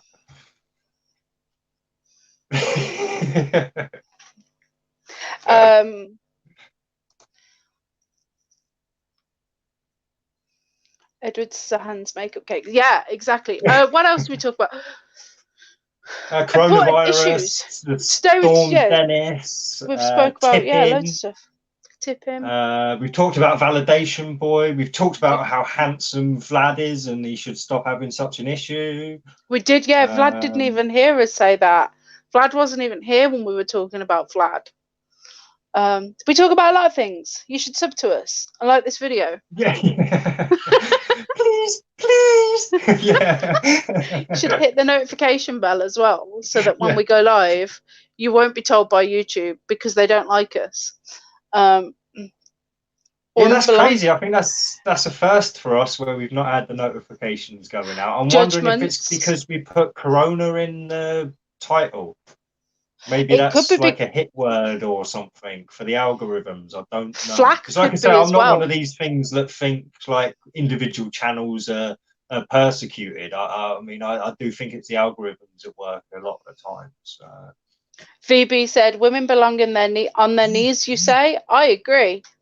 Yeah, or in the kitchen. They belong whilst men drink beer on the sofa. Yeah. I'm aware. I am the woman that cooks in this house. Why did the woman cross the road? To get to the grocery store. No. Oh. You're supposed to say, I don't know. Sorry, I don't know. No, neither do I. She should have been in the fucking kitchen. That's a good one. Yeah, Jed no, it's does not because you didn't give the correct response. So. I wouldn't trust the mainstream. Yeah, no, we don't trust the mainstream news. I wouldn't trust the mainstream news if I was you. They talk rubbish. Yeah, no, we don't. Yeah, no. Yeah, that's mainstream news is garbage. It's the worst. Yeah, we tend to go against the mainstream, not because we want to go against the mainstream, but just that tends to be what our opinions end up lining up with. The only time we really use the mainstream news is to point out how ridiculous it is and the agendas that are around it. So yeah. Although to say that, I mean, yeah, I'm a massive movie fan. That's why I'm Eternal Padawan. Oh, actually, you can't see that because my name's just D on the screen. Usually it's D like brackets Eternal Padawan. Yeah. I'm Cakes Tries because I'm trying, okay? I'm trying. Yeah. It's because she's very trying, yes. I try your patience, motherfucker. Honeycomb. Oh! Yeah, let's say we do. We do go live every week, same time. So yeah, we're a regular place to hang. You get to know people like, oh, hello, Honeycomb. That's one of Dan's best friends. Yo, Dan's best friend. And if you're there, give Dano a fist bump from me. Give him a big hug for me. Don't do to him what Cakes really wants to do to him. Not if you want to maintain friendship with him, anyway.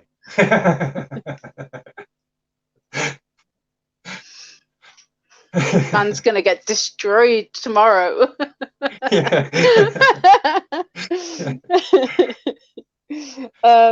Amy Hogan and Anna Moon said they're going to roast me tonight, but I don't know where it's happening.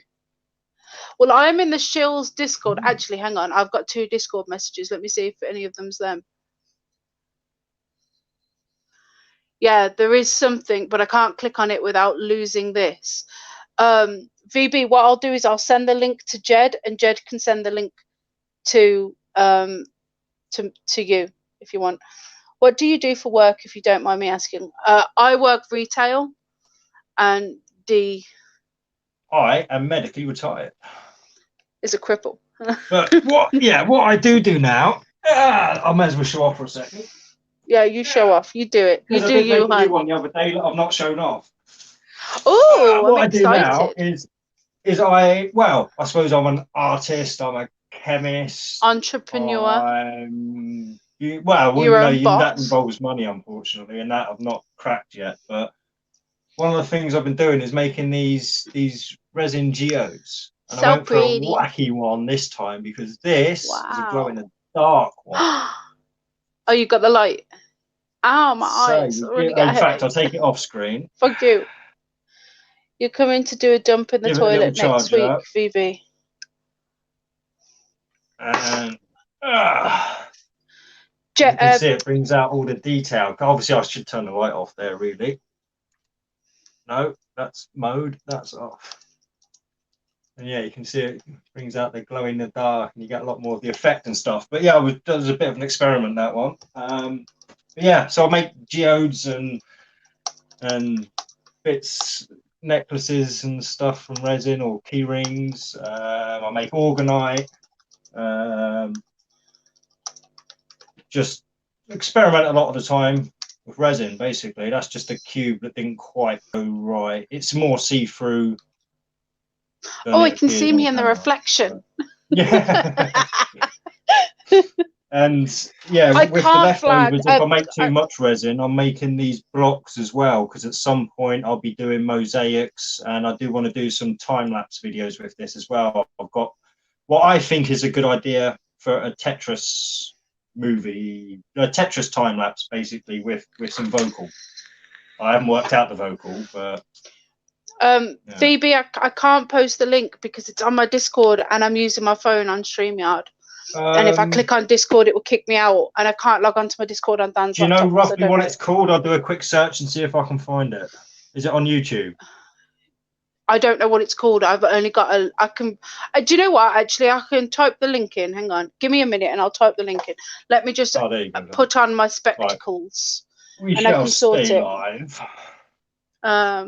If I sold any, yes, I'd have to declare it, but unfortunately I've not sold any yet. But yeah, no, I will have to declare if I start earning anything from it, basically. Yeah. So, but that's a little way off. Like I said, I've got to get a website sorted, and also like I'm going to look at a few galleries as well and stuff. But yeah, unfortunately, I've not reached the actual selling stage yet. So.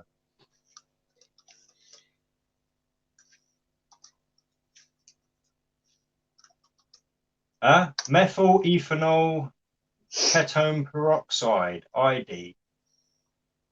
I actually, yeah, when I say I was in chemistry, made that, yeah, not that sort of chemistry. The link they've posted, that's the link to their poker night. It's not the link to what I was hoping it was. But what I'll do is, if I find it, I'll put the link in our comments after we finish, if I find it, because I'm in their Discord and I've been screenshotting every single time they mention you, VB. I've got all the screenshots saved for you, mate. I am a shill. No, I am a mole, not a shill. There we go. I am the mole. So I just screenshot every time they mention you. And yeah, how's it going, Matt Cannon? I didn't actually get a chance to say hello to you earlier, but I did put you up on screen. Sorry, we'd like to acknowledge our viewers. The show is almost over. I'm tired, guys. Yeah, we are. Yeah, we were going to finish a while ago, and we've kind of gone off. We always do this. We always have a preemptive finish every single time.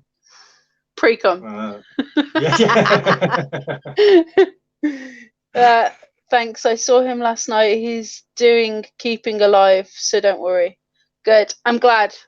I assumed he was just like monged out in his bed, like comatose from all the weed he smoked, to be perfectly honest.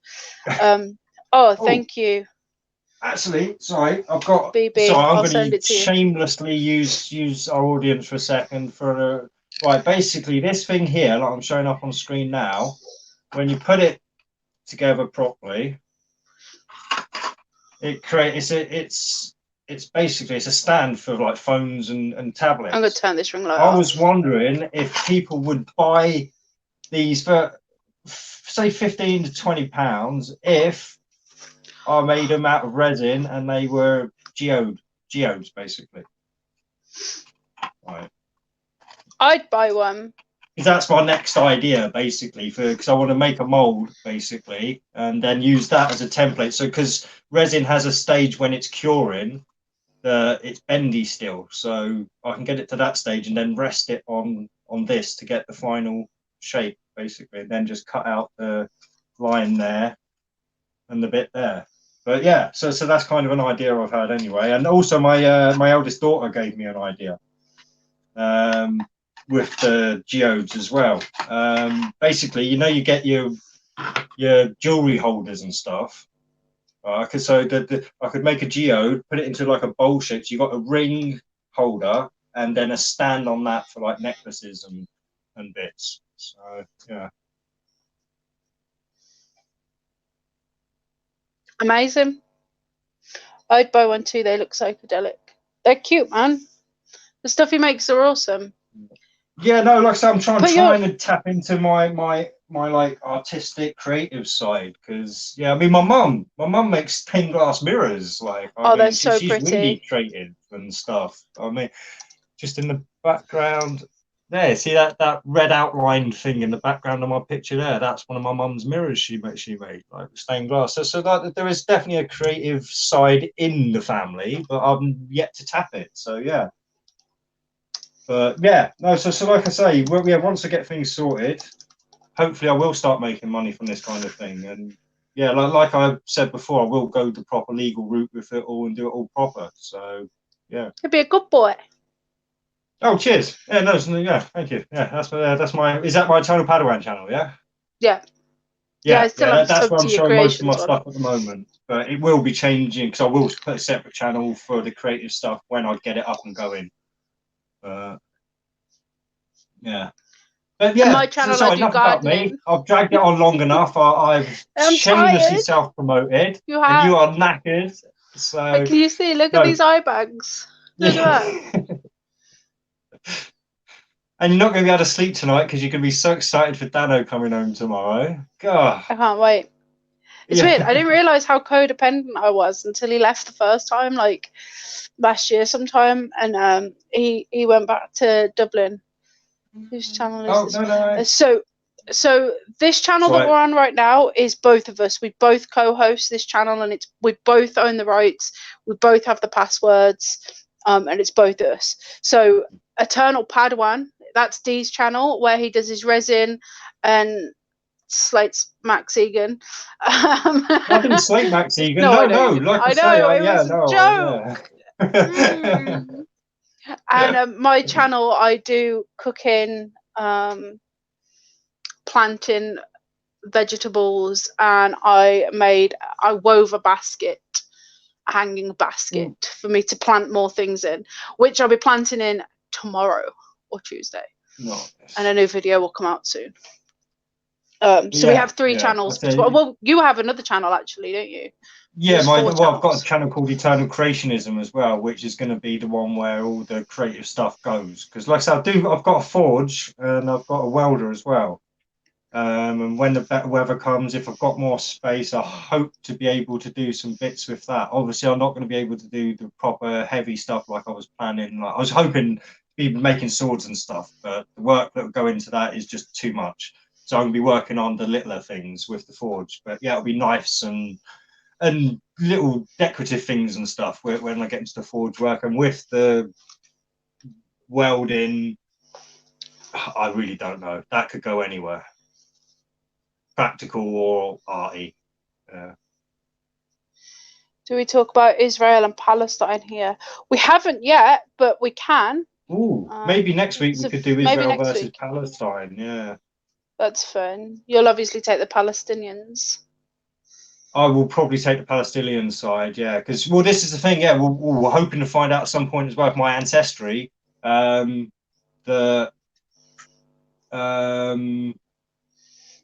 be Iranian. Scientology. Jed just put Eternal Creation sounds like a religious channel rather than an art-based one, and it just made me think of Scientology. And when you said it does. See, yeah, no, I mean it does, and I've thought that myself. But when you just said that you have a forge, I was like, lol, I have a ball of twine.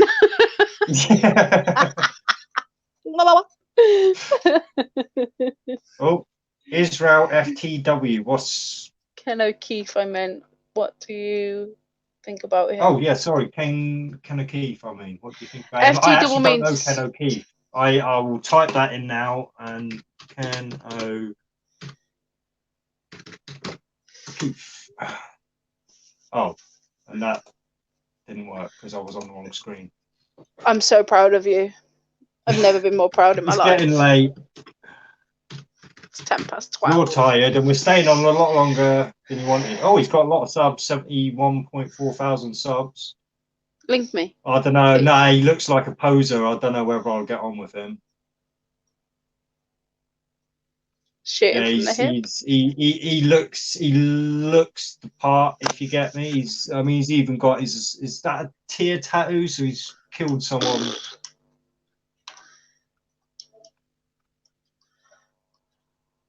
Yeah, no, the guy looks like a poser. I don't think I'd get on with that guy, but I will give his video or one of his videos a watch. Let me stick on him for a watch later. Amazing. Well, yeah. Sorry. Yes. I need you a want to wee. go? I know. I need a wee. Need the toilet. All Jews need to. Oh, okay. Oh, Israel for the win. I get you. Right. Yeah. Okay. Yeah, Israel Awesome. are going to win. Yes. But right. Thanks everyone for watching. Really appreciate you coming by. We'll be back next week, 9 p.m. We'll see you on the toilet as well, I assume. If we're not there, we'll see you in the chat of the toilet. If you haven't already, go sub to Jed. Yeah. So well, sub to everyone in the chat. I don't think Madam puts out stuff, but yeah, just sub to each other. You know, being like because we were all kind of into the same stuff-ish. Yeah. Grow together. But no, yeah, go sub to Jed. You'll see us if we're not on the show. You'll see us in the chat. Yeah, I'm sure Vlad will put his bit shoot in the comments again because Vlad's just like, go I to should my have bit shoot. Yeah, I should have done that myself. But yeah, awesome. You want to go, so I'm not. Yeah, I'll let you go and. Okay. Right, Awesome. thanks everyone. Thanks, guys. Bye.